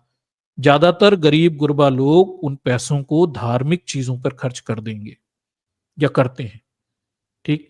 वो छोटा मोटा जो लाभ मिलता है ना, जैसे सरकार से किसी को 1,500 रुपए मिल गए, तो सबसे पहले गरीब आदमी जाके 100 रुपए मंदिर में चढ़ा के आता, अरे 1,500 रुपए मिल गए। मेरे यहाँ भी कुछ लोग हैं जिन्हें सरकार से कुछ पैसे मिले, उन्होंने खुशी होकर 100 रुपए तो मंदिर में ही चढ़ा दिए, 15 में से 1,400 तो वही बचे, 100 रुपए तो धर्म वाले ले गए। इसके बाद वो सरकार के इतने मुरीद हो जाते हैं कि फिर बाकी के चंदा बंदा में भी वो 1500 में से 200 रुपए खर्च कर दिए, इधर खर्च कर दिए। बाबा जी आ रहे हैं तो एक पीली साड़ी खरीद ली, उसमें खर्च हो गए। तो कुल मिलाकर ये पैसा अंत में जा धर्म में ही रहा है। ठीक है, ये इसमें से बहुत कम पैसा जो 1500 रुपए मिल रहे हैं कोई छोटी मोटी जरूरतों में जा रहा होगा, क्योंकि समाज को इन्होंने धार्मिक रूप से आवेशित किया है। मैं ऐसे कई गरीब परिवारों को जानता हूं जिन्हें ये पैसे मिल रहे हैं, इसके एवज में निरंतर वो महिलाएं धर्म अनुसंधान करती रहती हैं, बाबाओं के यहाँ घूमती रहती हैं, साड़ी वाड़ी खरीद लेती हैं, धर्म का चूरन चाट रही हैं। कहीं पे जाके उन्होंने धार्मिक आयोजन कर दिया, कहीं चंदा चढ़ा दिया, कहीं पूजा पाठ की सामग्री, इसी में सब बर्बादी है। तो एक तरफ कल्याणकारी योजनाओं में पैसे देते हैं, दूसरी तरफ समाज को धार्मिक रूप से इतना अंधविश्वास में जोक दिया है कि पैसा घूम फिर के धर्म के माध्यम से खास जाति वर्ग के लोगों के पास पहुंच जाता है, और राष्ट्र निर्माण में इस पैसे का कोई योगदान नहीं रहता। केवल जाति व्यवस्था, ब्राह्मणवाद को ये मजबूत कर रहा है। ठीक, थोड़ी सी बात जटिल है, लेकिन आर्थिक दृष्टिकोणों से जब हम समाज का विश्लेषण करते हैं तो ये कठोर सच्चाइयां हमारे सामने उजागर होती हैं। और जब आर्थिक विश्लेषण करते हैं तो उसमें मानवीय पहलू थोड़े से कमजोर होते हैं, क्योंकि हम अर्थव्यवस्था के दृष्टिकोणों से ही चीजों को देख रहे हैं। ठीक, तो ये कल्याणकारी योजनाओं में कर्ज लेकर इन्होंने खूब पैसा लगाया हुआ है, पिछले 11 सालों से लगातार चल रहा है। भारत पे डेट बढ़ते चले जा रहे हैं, और ऑब्वियस बात है इन सब का प्रभाव आगे चलकर किस चीजों पर पड़ेगा वो हम आपको बताते हैं आगे। ठीक, मंदिरों में धर्म अनुसंधान पे खूब पैसा लगाया गया, बड़े बड़े कॉरिडोर्स बनाए गए, कहीं काशी कॉरिडोर, कहीं उज्जैन कॉरिडोर, कहीं अयोध्या का मंदिर, और ये कहते हैं कि इसमें से कुछ मंदिर हमने जनता के चंदे के पैसे से बनाए हैं। पर जनता के पास पैसा कहां से आया? वही कल्याणकारी योजनाओं का पैसा है जो गरीब गुरबा लोग दान कर देते हैं धर्म के नाम पर, ईश्वरी कृपा मान के। तो बड़ा सादा पैसा तो वही है जो धर्म के सरकार उधार लेकर इन्हें देती है, वोट भी लेती है, फिर ये धर्म में पहुंचा। गरीब गुरबाओं को बहुत जीवन का ज्यादातर कीमती पैसा धर्म में खर्च होता है। अज्ञानी अशिक्षित लोग ज्यादातर अपने जीवन का पैसा धर्म में खर्च करते हैं। शिक्षित भी करते हैं पर उनके पास पैसा होता है, उनका मुझे दुख नहीं होता, लेकिन गरीबों का ज्यादा दुख होता है कि बेचारे गरीब भी हैं और इस अपेक्षा में कि इस पैसे के बदले में 100 रुपए चढ़ा दिए, 200 रुपए चढ़ा दिए, भगवान इनका कल्याण करेगा, या 1000-1500 सरकारी योजना में मदद मिल गई तो जाकर मंदिर में चंदा चढ़ा के आ गए। तो कुल मिलाकर ये पैसा धर्म में चला जाता है। इस पैसे की बड़ी तादाद धर्म में ही वापस लौट रही है, बड़ी संख्या में गरीब गुरबाओं के हाथ से तो पहुंच ही रही है। ठीक, या धार्मिक कार्यों में ही लगती हुई दिखाई दे रही है। तो एक तरफ इन्होंने कल्याणकारी योजनाओं में कर्जा लेकर पैसा चलाया, दूसरी तरफ कर्जा लेकर उन्होंने धर्म के बड़े बड़े काम किए, मंदिर बनवाए, मेले आयोजित किए, 700-700 करोड़ के मंदिर बनते हैं, धर्म ध्वजाएं फहराती हैं, धार्मिक आडंबर होता है, मंदिरों के जीर्णोद्धार चल रहे हैं, हजारों करोड़ों रुपए इसमें खर्च हो रहा है। पैसा कहां से आ रहा है? पैसा उधार लेके आ रहा है, जनता के टैक्स का पैसा है, देश के संसाधनों का पैसा है, यहीं से तो पैसा आ रहा है। और ये सारा पैसा उठाकर धर्म में घुसेड़ दे रहे हैं, और धर्म में गया पैसा डेड मनी होता है, ये तो आपको पता है। खास जाति वर्ग के लोगों में जाकर ये रुक जाता है, चलता नहीं है, रुक जाता है। ठीक, ये बड़ी समस्या है इस पूरे पैसे की। तो एक ये तरीका है, और इससे एक और चीज हो रही है कि ये जो पैसा खर्च कर रहे हैं, बड़ी सारी जनता को पैसा दे दिया, धार्मिक आयोजनों में पैसा दे दिया, मार्केट में पैसा इन्फ्यूज कर दिया, तो इस चीज को समझिए कि मार्केट में लिक्विडिटी बढ़ती है, तरलता बढ़ती है। और बाजार में जब रुपए की तरलता बढ़ती है, यानी ज्यादा पैसा पहुंच जाता है, तो डिमांड बढ़ती है, और डिमांड बढ़ती है तो लोग सामान खरीदने जाते हैं, और जब लोग सामान खरीदते हैं तो हमारे पास इंपोर्टर इकोनॉमी है, हम तो कुछ बनाते नहीं है, विदेशों से सामान खरीदते हैं भाई। और विदेशों से सामान समाज के किसी भी वर्ग के पास पैसा पहुंचा, वो सामान खरीदेगा तो ऑब्वियसली जो भी इलेक्ट्रॉनिक आइटम्स हैं, मेडिसिन हैं, जो भी वो पेट्रोल ही आप ले लीजिए, तमाम सारी चीजें, तो ये सब चीजें क्या होंगी, वो ऐसी खरीदेगा जिनमें से ज्यादातर चीजें विदेशों से आती। तो अंत में उस पैसे के लिए, उस सामान को खरीदने के लिए आपको पेमेंट करना पड़ेगा। वो सामान डॉलर्स में आता है ज्यादातर। ठीक, और ऐसी स्थिति में आपको $1 खरीद का सामान लेने के लिए रुपए देने पड़ेंगे, और फिर ज्यादा डिमांड करोगे तो रुपया कमजोर होगा। कल 80 रुपए दे रहे थे, अब उसी सामान को लेने के लिए ज्यादा पैसे देने पड़ेंगे। तो ये एक जाल है, डेट ट्रैप, जिसमें इस देश को बीजेपी ने फंसाया हुआ है बड़े गंदे तरीके। हम पहले भी फंसे थे, पर इन्होंने वो और गंदे तरीके से ब्राह्मणवादी तंत्र में फंसा दिया। ठीक। और इससे निकलने का कोई रास्ता भी नहीं। आप मार्केट में पैसा इन्फ्यूज कर रहे हो उधार ले लेके, वो पैसा अंत में लिक्विडिटी बढ़ा रहा है, लिक्विडिटी के माध्यम से परचेसिंग पावर बढ़ रही है, किसी की भी बढ़ रही हो, समाज के किसी जात वर्ग की बढ़ रही हो, बढ़ रही है। और वो सामान खरीद रहे हैं, सामान खरीदते हैं तो विदेशी, ऑब्वियसली हम इंपोर्टर इकोनॉमी है, भारत में तो कोई धर्मांधता की वजह से ना इनोवेशन है, ना रिसर्च है, ना इंडस्ट्रियलाइजेशन है, विदेशी सामान खरीदना पड़ता है। ठीक। और इसकी वजह से क्या होता है कि बड़ी तादाद में डिमांड बढ़ती है। अब मैं आपको एक बहुत अच्छा एग्जांपल देता हूं डिमांड बढ़ने का, कि इस देश में बीजेपी ने 11 साल में लोगों को धर्मांध बना दिया। लोग धर्म में डूबे हुए हैं, उन्हें धर्म के अलावा कुछ नहीं दिखता। आपने अपने आसपास अपने घर परिवार के लोगों को देखा हो। ठीक। अभी एक चीज देखिए कि हमारे रुपए के कमजोर होने में एक सबसे बड़ा हमारा खर्चा है ऑयल का, तेल का, साधारण भाषा में कहें तो पेट्रोल डीजल का। अब एक बात आप देखिए कि इस देश में पिछले 11 सालों में कितने बड़े पैमाने पे धर्म अनुसंधान बढ़ा है, धर्म यात्राएं बढ़ी हैं। जिसे देखो वो, मतलब मेरे एक ब्रेड ब्रेड बेचने आता है, वो भी धर्म यात्राएं करता है, छुट्टी लेकर साइकिल से ब्रेड बेचते हैं नीचे। और वो अभी मैंने पूछा कहाँ गए थे, अरे वो फलाने तीर्थ गए थे। यार मैंने कहा भाई तुम्हें तीर्थ करने की क्या जरूरत है यार, तुम तो वैसे ही जमीनी स्तर पे हो, अपने कीमती पैसे को शिक्षा में लगाओ, कुछ रोजगार बढ़ाने में लगाओ। धर्म यात्राएं कर रहा है। अब इस देश के लोग बड़े पैमाने पे धर्म यात्राएं कर रहे हैं। धर्म यात्रा करने में क्या होता है, या तो ट्रेन से जाएंगे, या फिर हवाई जहाज से तो क्या ही जाएंगे, फिर मोटरसाइकिलों से जाएंगे, उसके बाद ये लोग पेट्रोल खर्च करेंगे, डीजल खर्च करेंगे, या गाड़ी करके जाएंगे, कैसे भी जाएंगे, अल्टीमेटली दे आर बस करके जाएंगे, ट्रांसपोर्टेशन यूज करते। इसमें एनर्जी खर्च होती है। ठीक।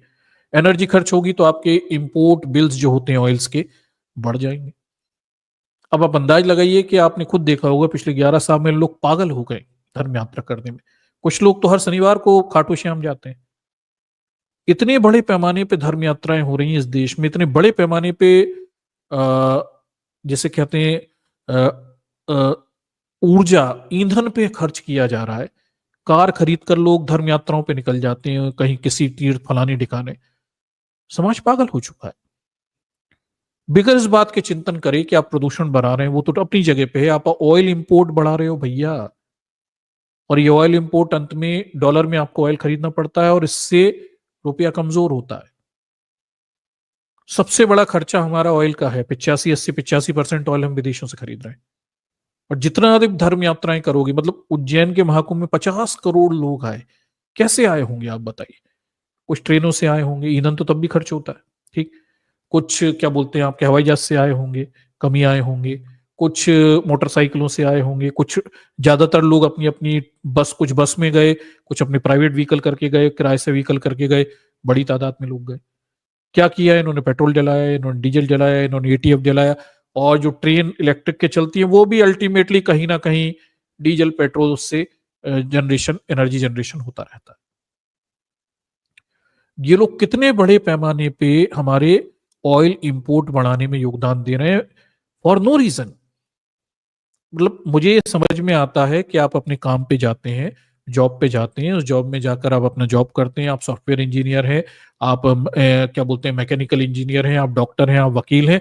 आप अपनी कार में बैठ के जाते हैं, जॉब में जाते हैं, वहां आप किसी प्रकार का राष्ट्र निर्माण में योगदान देते हैं, उसके बदले में ईंधन खर्च करते हैं। ये मुझे समझ में आता है, वो एसेंशियल यूटिलिटी है, वो समझ में आया, क्योंकि उससे फिर आप पैसा कमाकर टैक्स भरते हैं।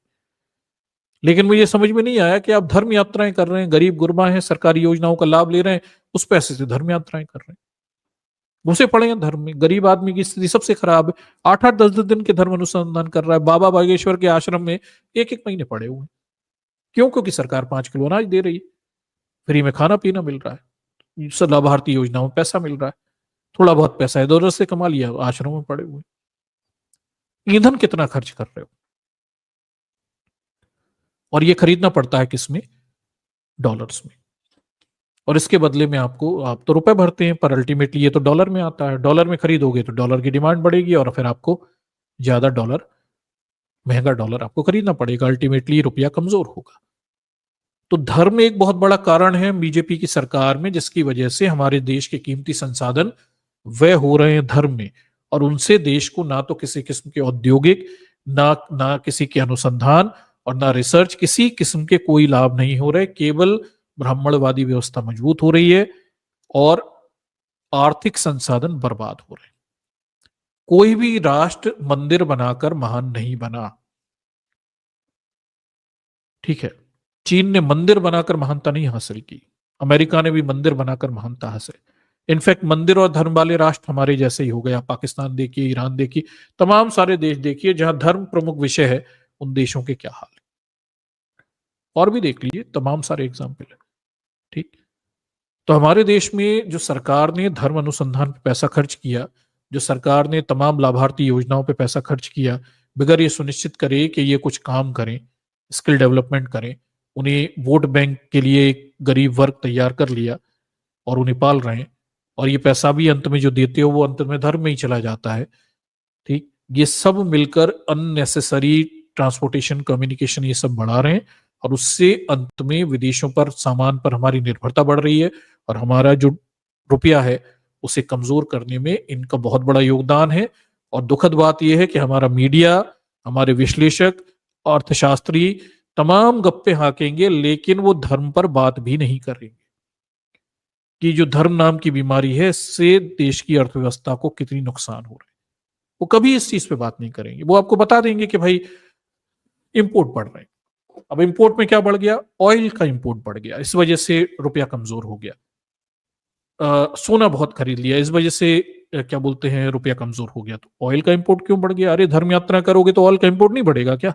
50-50 करोड़ लोग टट्टी के पानी में नहाने जाएंगे तो किस में बैठकर जाएंगे? कोई व्हीकल यूज करेंगे ना। तो अल्टीमेटली आप ऑयल इंपोर्ट ही तो बढ़ा रहे हो। फिर सोने के प्रति पागलपन, वो भी धर्म की वजह से ही तो है। दुनिया के दूसरे देशों में थोड़ी सोने के प्रति पागलपन। इस देश में लोग पागल हैं। आपके देश में धर्म व्यवस्था है, आपके देश में क्या बोलते हैं, दहेज रूपी बीमारी है। लोग शादियां करते हैं, लाखों का सोना खरीदते हैं, उनकी औकात हो ना हो, जमीन जायदाद बेच के खरीदते हैं सोना। अरे आप क्या कर रहे हो? ये आपकी सामाजिक धार्मिक बीमारी है, जिसकी वजह से सोना खरीद खरीद कर अब आप देश को बीमार बना रहे हो, अर्थव्यवस्था को बीमार बना रहे हो। और आपने तो सोना खरीद लिया, वो सोना तो डॉलर में आया, ठीक, विदेशों से आया, और उसकी कीमत भी आपने चुकाई। लेकिन बाकी सबके लिए जो बाकी चीजें महंगी कर दी, रुपया कमजोर हो गया, डॉलर मजबूत हो गया, तो अब जिसे दवाई खरीदनी है वो भी महंगी दवाई खरीद रहा है। मतलब आप एक चीज समझिए कि मुझे दवाई खरीदनी है, मुझे महंगी दवाई इसलिए खरीदनी पड़ रही है कि इस देश के धर्मांध लोग धर्म यात्रा करने में पेट्रोल खराब बर्बाद कर रहे हैं। इस देश के धर्मांध लोग अपनी धर्म से वशीभूत होकर अपनी गंदी दहेज प्रथा जैसी व्यवस्था के तहत सोना खरीदते, जो कि विदेशों से इंपोर्ट होता है। इस वजह से मुझे महंगी दवाइयां खरीदनी पड़ रही। ये कितनी बड़ी आयरनी है, और ये चीजें हम सुधार सकते हैं, लेकिन सरकार इन्हें लगातार मजबूत कर रही, और सरकार इन चीजों को और बढ़ावा दे रही, ठीक। तो हम वास्तव में उन मुद्दों पर बात कर रहे हैं जिन मुद्दों पे इस देश के विश्लेषक कभी नहीं बात करेंगे, क्योंकि वो एक खास जाति वर्ग के लोग हैं। वो धर्म को नहीं छुएंगे, वो इस देश की पुरानी बीमारियों को नहीं छुएंगे, उन मुद्दों पे कभी बात नहीं करेंगे जिनकी वजह से अनावश्यक गतिविधियां बढ़ रही हैं और हमारे देश में विदेशी चीजों का सामान हमें खरीदना पड़ रहा है, ठीक, और वो व्यर्थ में जा रहा है। और ये सब इस सरकार की बेवकूफीपूर्ण नीतियों की वजह से हो रहा है। इन मुद्दों पे बात करने की जरूरत है। मतलब धर्म यात्राएं बंद कर दो ना, जरूरत क्या है? What is the need? क्यों 50 करोड़ लोग टट्टी के पानी में नहाने के लिए प्रयागराज गए हुए थे? मुझे बताओ। कितना पेट्रोल डीजल इन्होंने जलाया, कितनी ट्रेनें बर्बाद की इन्होंने, और कितना ऑयल इंपोर्ट बढ़ाया इन्होंने। और उसकी वजह से इन्हीं लोगों को आज महंगी दवाइयां खरीदनी पड़ेंगी। कल रुपया 100 हो गया तो इन्हें महंगा पेट्रोल भी खरीदना पड़ेगा, महंगी दवाई भी खरीदनी पड़ेगी, हर चीज महंगी खरीदनी पड़ेगी यार। और इस सब चीजों को सरकार अज्ञानता से वशीभूत होकर, या ऐसा कहिए अपने ब्राह्मणवादी मॉडल के तहत बढ़ाती चली जा रही है, क्योंकि इसी से तो ब्राह्मणवाद मजबूत होता है। गरीब गरीब बने रहें, ऊंची जाति के लोग ताकतवर पैसे वाले बने रहें, ब्राह्मणवादी व्यवस्था पे उनका कब्जा, संसाधनों पे उनका कब्जा बना रहेगा। तो देखिए, मामला थोड़ा जटिल है। इस देश की सभी बुराइयों की जड़ ब्राह्मणवादी मानसिकता में ही छुपी हुई है, और जब तक आप इसका निराकरण नहीं करते, देश कहीं आगे बढ़ने वाला नहीं है। और एक चीज और मैं बताता हूं आपको कि कल्याणकारी योजनाओं को लेके आर्थिक दृष्टिकोणों से मेरा ये विश्लेषण है। इससे आपको शायद सुनने में थोड़ी तकलीफ हो रही होगी कि गरीबों की मदद करने में क्या बुराई है। मैं आपको थोड़ा एक चीज समझाता हूं कि डॉक्टर अंबेडकर ने इस देश के पिछड़े दलितों के लिए रिप्रेजेंटेशन मांगा, ठीक है, और पृथक निर्वाचन मांगा, वो नहीं मिला तो आरक्षण मांगा, ठीक। उन्होंने सामाजिक न्याय की मांग की, उन्होंने समानता की मांग की। डॉक्टर अंबेडकर ने यह कभी नहीं कहा कि इन सारे गरीबों को कल्याणकारी योजनाओं पे रख दो और 2-2 500-500 रुपए दो, 1000 रुपए दो, हमें नहीं चाहिए न्याय और हमें समानता नहीं चाहिए और हमें आरक्षण भी नहीं चाहिए, बस पैसा दे दो। वो चाहते पैसा मांग सकते थे, वो दे भी देते, गांधी वगैरह। उन्होंने पैसा नहीं मांगा, उन्होंने कहा शिक्षा दे दो, रोजगार दे दो, समानता दे दो, प्रतिनिधित्व दे दो, ठीक। समाज मजबूत इन्हीं चीजों से होता है। कल्याणकारी योजनाओं में मुफ्त के राशन से कोई समाज मजबूत नहीं होता। ये बिल्कुल एक साधारण सी बात है। इससे समाज और भीरू बन जाता है, इससे समाज और उन योजनाओं पे पलने वाला बन जाता है। इसलिए बीजेपी जो खेल खेल रही है वही खतरनाक खेल है। समाज में 80 करोड़ लोगों को 5 किलो राशन पे रख छोड़ना और उन्हें लगातार 10 सालों से पलने की आदत बना देना और उन्हें उस चीज की आदत डाल देना, ये देश को बर्बाद करने वाला है। इन्हें नहीं पता। कल्याणकारी योजनाओं में खूब अनावश्यक योजनाओं में पैसा बांटना, शिक्षा, रोजगार, कौशल का पैसा कम कर देना, समाज को वैसा ही बनाए रखना जैसा वो है, ये देश को बर्बाद करने वाला है। और इसी वजह से आज हम आर्थिक मुसीबत के हालात में मौजूद है। सब लोग मुसीबत के हालात में है, ठीक, लेकिन सरकार ये समझ नहीं रही कि इसके दुष्परिणाम कितने खराब होंगे, ठीक। तो ये ऐसे ही रहता है कि फ्रांस की क्रांति में जो लुइस 16 रहते हैं, समस्या उनके सामने होती है, पर बताया जाता है कि उनसे पहले जो लुइस थे, किंग थे, उन्होंने परेशानी शुरू की थी।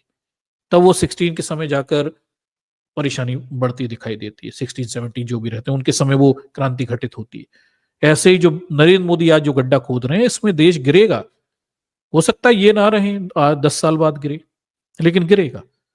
और हम वो समाज बना चुके हैं कि अब तो किसी के, कोई सरकार के बाप की बस की नहीं है वो जो कह दे कि 80 करोड़ लोगों से 5 किलो राशन के बदले में काम करवा ले।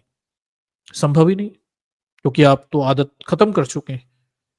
तो वो किसी भी योजनाओं के बदले में कोई श्रम करने के लिए तो समाज के लोग तैयार होंगे नहीं, क्योंकि उन्हें तो आदत डाल चुके 10 साल में। अब वैसे पढ़ाई करने के लिए तो बिल्कुल भी तैयार नहीं होंगे। क्या करोगे आप, ठीक। पढ़ाई के प्रति लोगों के रुझान कम हो गए। आप देखिए समाज के कमजोर वर्ग जिसे शिक्षा की सबसे ज्यादा जरूरत है, उसके बच्चों का पढ़ाई की तरफ रुझान ही नहीं है। क्या करेंगे पढ़ के? सरकारी योजनाओं में वो अपीजमेंट हो रहा है ना, तुष्टिकरण हो रहा है। वो समझ नहीं रहे, ब्राह्मणवादी मॉडल ही यही है कि ऐसे ही बने रहो, 2-5 किलो खाना पीना दे देंगे, काम करवाते रहेंगे और बाकी संसाधन हमारे पास रखेंगे। तो ये पूरा मामला बहुत जटिल है। ये वैसा बिल्कुल भी नहीं है जैसे गोदी मीडिया के यूट्यूबर आपके सामने केवल फैक्ट रख रहे हैं और उसके पीछे की गंभीर चीजों को नहीं बता रहे, और धर्म पर बोलने की तो उनकी हिम्मतें बिल्कुल भी नहीं है, ठीक। तो लिक्विडिटी बढ़ाई है इन्होंने। लिक्विडिटी के परिणाम स्वरूप हम देख रहे हैं कि जब तरलता बढ़ती है तो डिमांड बढ़ जाती है, डिमांड बढ़ जाती है तो विदेशी सामानों पर हमारी निर्भरता पहले से, हम एक इम्पोर्टर इकोनॉमी है और हमारे इंपोर्ट बढ़ते हैं और इंपोर्ट बढ़ते हैं तो डॉलर मजबूत होता चला जाता है, रुपया कमजोर होता है और रुपया कमजोर होगा, ठीक है, तो विदेशी सामान भारत में डॉलर के मुकाबले जो डॉलर से लेना पड़ता है आपको, उसके लिए ज्यादा पे करना पड़ेगा और ऐसे में आपके इंपोर्ट्स जो है वो महंगे होते हुए चले जाएंगे और देश में आवश्यक वस्तुओं की कीमतें बढ़ती चली जाएंगी, ठीक। और इसके लिए धर्म और सरकारी योजनाओं में व्यय किया गया पैसा एक बहुत बड़ा योगदान यहाँ पे दे रहा है, बाकी चीजों के साथ। बाकी चीजों के बारे में तो मीडिया बोलता है, तो मेरा बोलना तो कोई लॉजिक बनता नहीं है। मैं यहाँ पे उन मुद्दों पे बोल रहा हूँ जिन मुद्दों पे ये मीडिया वाले बोलने तैयार नहीं है, क्योंकि धर्म को छेड़ना उनकी बस की बात नहीं, ना विपक्ष बोल सकता है, ठीक। तो ये कुछ मोटा मोटा मामला हमारे सामने है और इस तरह से हम देखेंगे पिछले 11 साल में ये रुपया लगातार गिरता जा रहा है, आगे भी गिरेगा, क्योंकि सरकार अपनी रणनीति पर अभी भी कायम है। अभी भी वो धर्म अनुसंधान करने पर टिकी हुई है, अभी मंदिरों के निर्माण और उनके पुनर्निर्माण इसी सब में लगा, और अभी फिर अगले चुनाव में कोई लाभकारी योजनाओं में गरीबों को गरीब रखने का खेल शुरू हो जाएगा, बगैर कौशल के 10,000 रुपए दे के उनके वोट छुड़ाने का खेल, बजाय उन्हें स्किल डेवलप करने का खेल, ठीक। ये इनका खेल अभी फिर चलता हुआ आपको दिखाई देगा। मोदी जी जिसे रेवड़ी कल्चर कहते हैं, ये रेवड़ी कल्चर सबसे ज्यादा इन्होंने ही बांटा हुआ है, ठीक। और धर्म के साथ मिलकर ये रेवड़ी कल्चर जो है इस देश को बर्बादी की तरफ आगे ले जा रहा है। ठीक, इस तरह से ये पूरा खेल है दर्शकों, और इस खेल को आप थोड़ा और समझ सकते हैं भारत के, अगर हम मर्चेंटाइज ट्रेड डेफिसिट को देखें, $30 बिलियन के करीब का बताया जाता है ये। ठीक है, और भारत चीन व्यापार घाटा भी अगर हम मोटा मोटा देखें तो ये लगातार बढ़ता चला जा रहा है। हम क्या बोलते हैं, भारत चीन को निर्यात करता है मात्र $16 बिलियन का, और कुल व्यापार लगभग जो है $118 बिलियन का है। चीन से आयात होता है 101 बिलियन का। हालांकि पुराना डेटा है, अब तो और भी हालात खराब हो गई। 2023 का मार्च 24 तक का डेटा है, और चीन के साथ हमारे जो घाटा है, ठीक है, ये व्यापार घाटा $85 बिलियन का है। ठीक, और ऐसा क्यों है? आप चीन से आवश्यक वस्तुएं क्यों मंगा रहे हैं? फिर एक समस्या है, जब आप इतना सारा पैसा लेकर समाज में लगा रहे हैं, लाभकारी योजनाओं में पैसा दे रहे हैं, तमाम जगह पैसा दे रहे हैं, लेकिन ये सारा पैसा घूम के धर्म के अनुसंधान में चला जाता है। ठीक, देश में आप एजुकेशन नहीं दे रहे, आप रिसर्च इनोवेशन को आगे नहीं बढ़ा रहे, आपके पास स्किल्ड लेबर की कमी है, और इन सब चीजों की वजह से आप कोई रिसर्च बेस्ड इंडस्ट्री डेवलप नहीं कर सकते। आप केवल गिग इकोनॉमी बना रहे हैं, स्विगी जोमेटो, बस यही सब चीजें चला रहे हैं। ठीक, इसलिए चीन पर आपकी निर्भरता है। तमाम सारे कीमती सामान जो रिसर्च इनोवेशन पे बेस है, प्रोडक्शन पे बेस है, वो सब चीन से आपको मंगाना पड़ता है। ठीक, क्योंकि आपने अपने पूरे कीमती संसाधन धर्म और लाभकारी योजना और ब्राह्मणवादी मॉडल को मजबूत करने में लगा दिए, बजाय शिक्षा, अनुसंधान, रिसर्च, इंडस्ट्रियलाइजेशन, इन सब के। ठीक, तो ये इससे समझा जा सकता है। ऐसे ही पेट्रोलियम का भी देखिए, 85% पेट्रोलियम बाहर से मंगा रहे हैं हम। ठीक, और इसमें भी देखिए कि पेट्रोलियम का जो भारत के मर्चेंटाइज घाटा है, जैसे हम कहते हैं कि हमारे कुल मर्चेंटाइज में अगर हम देखें तो मर्चेंटाइज ट्रेड डेफिसिट है, इसमें पेट्रोलियम देखिए, पेट्रोलियम आयात कुल वस्तु के घाटे का 65 से 75% करीब बनता है। ठीक, तो आप इतना बड़ा केवल पेट्रोल से घाटा हो रहा है। पेट्रोल का क्या कर रहे हो? पेट्रोल मंगाते हो, फिर कुंभ का मेला आयोजित करते हो, 50 करोड़ लोग टट्टी के पानी में नहाते हो, और उस टट्टी के पानी में नहाने के लिए मोटरसाइकिल का पेट्रोल, डीजल की कारें, ट्रेनें, एरोप्लेन, इन सब से आते हो, पेट्रोल जलाते हो, और अपने पेट्रोल घाटे को और बढ़ाते हो, और फिर रुपये को मजबूत करते हुए, रुपये को कमजोर करते हो, डॉलर को मजबूत करते रहते हो। हम मतलब ऐसा कर रहे हैं। अभी फिर एक कोई धर्म आयोजन हो रहा है, और अब तो लोग पागल हो चुके हैं। मतलब हर शनिवार के दिन ये लोग अपने अड़ोस पड़ोस के नदी घाटों पर जाते हैं और शनिदेव को जल चढ़ाते हैं, नहाते धोते हैं, ऑब्वियसली पेट्रोल से ही जाते होंगे। ठीक, और वहां पर चड्डियां छोड़कर आ जाते हैं। ठीक, अभी मैंने कुछ समय पहले एक पेपर में पढ़ा हुआ था कि उन्होंने लिखा हुआ था कि उनके बगल का शनि घाट जो है वो चड्डी घाट बन जाता है शनिवार के दिन। सब लोग चड्डी छोड़कर आ जाते हैं। चड्डी छोड़कर आते हैं, मुझे उससे समस्या नहीं है, चलो शनिदेव उतार लिए तुमने चड्डी छोड़कर, लेकिन पेट्रोल से तो जाते होगे ना तुम। अब शनिदेव शनिदेव उतर रहे हैं इस देश में 100 करोड़ हिंदुओं के पेट्रोल से।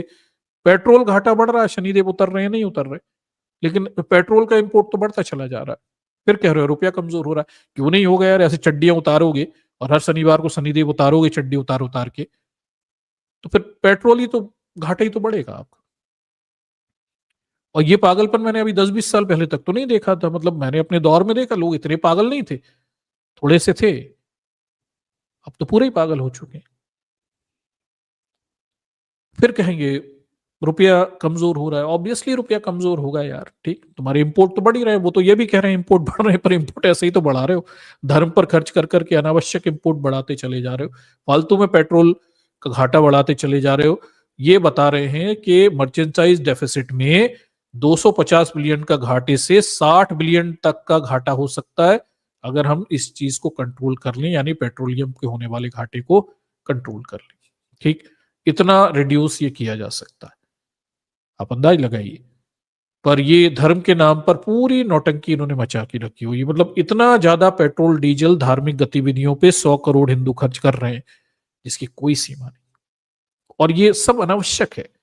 इस पेट्रोल को खर्च करके आप व्यापार वाणिज्य करते, इंडस्ट्रियलाइजेशन करते, रिसर्च इनोवेशन करते, कुछ पैसा कमाते, देश निर्माण में योगदान देते, तो फायदे का भी था। ठीक, कुछ नहीं कर रहे हो, केवल अनयूजफुल एक्टिविटी है। सनी घाटों पर जाकर चड्डी छोड़ के आ जाते हो शनिवार के दिन, मोटरसाइकिल पे बैठ के जाते हो, सोचते हो शनि उतर गए, उधर पता चला पेट्रोल का इंपोर्ट बढ़ गया, ऑयल इंपोर्ट बढ़ गया और रुपया और कमजोर हो गया। ये बस ये सब खेल चल रहा है। तो ये कुछ मुद्दे हैं जिन मुद्दों को भी ध्यान में रखना चाहिए जब हम ये बात करते हैं कि हमारे देश में रुपया कमजोर हो रहा है, डॉलर मजबूत हो रहा है। तो मुझे लगता है कि विशेषज्ञों से, तमाम सारे अनुसंधान करने वाले अर्थशास्त्रियों से मेरी अपील है कि भैया थोड़े धर्म पर जो अनावश्यक खर्चा बीजेपी ने किया और जो रेवड़ी कल्चर चला के गरीबों को गरीब रखने का खेल खेला या खेल रही है, ठीक, इस पर भी थोड़ी बात करिए। और कैसे ये पैसा फिर धर्म में ही घुस जाता है, इन सब मुद्दों पे भी बात करिए। तब आपका जो विश्लेषण रहेगा रुपया 90 पार, वो सही रहेगा। अभी तो केवल आप फैक्ट बता रहे हो कि भाई इस वजह से रुपया 90 पार जा रहा है, लेकिन उसके कारणों पे भी थोड़ा गौर किया जाए, तब जाकर कहीं मामला सुधरेगा। और इन सब कारणों में देखिए, अयोग्य लोग, बीजेपी के पास एक से एक मूर्खानंदों की भीड़ है। मतलब ऐसे ऐसे लोग अर्थशास्त्री बनकर बैठे हैं जिन्हें अर्थशास्त्र का ABCD भी नहीं आता। ठीक, ये आयरनी है इस देश की। इस देश में RBI गवर्नर ऐसे लोग रह गए जिनका इकोनॉमिक्स से कोई लेना देना नहीं है, और इस देश में अर्थशास्त्री ऐसे लोग मंत्री बनकर बैठे हैं पिछले कई सालों से जिनका अर्थशास्त्र से दूर दूर तक का कोई लेना देना नहीं है। तो अयोग्यता एक और बड़ी चीज है जो किसी सुधार को रोक देती है। ठीक, ये सारी चीजें, तो चलिए ये बढ़ता चला जाएगा। भारत पे कर्ज जो है लगातार बढ़ता चला जाएगा, और आपके ऐसे ही आप विदेशों से सामान खरीदते रहोगे, धर्म यात्राएं करते रहोगे, पेट्रोल और ज्यादा लेते रहोगे, और मंदिरों में घूमो और खर्चा करो, खूब पेट्रोल जलाओ, डीजल जलाओ, मोटरसाइकिलों से जाओ, बाबाओं के यहाँ जाओ। मतलब एक बाबा है, उस बाबा के यहाँ 5-5 लाख 10-10 लाख लोग आते हैं शिवलिंग पे जल चढ़ाने। अब आप बताइए, रुद्राक्ष बांटता है।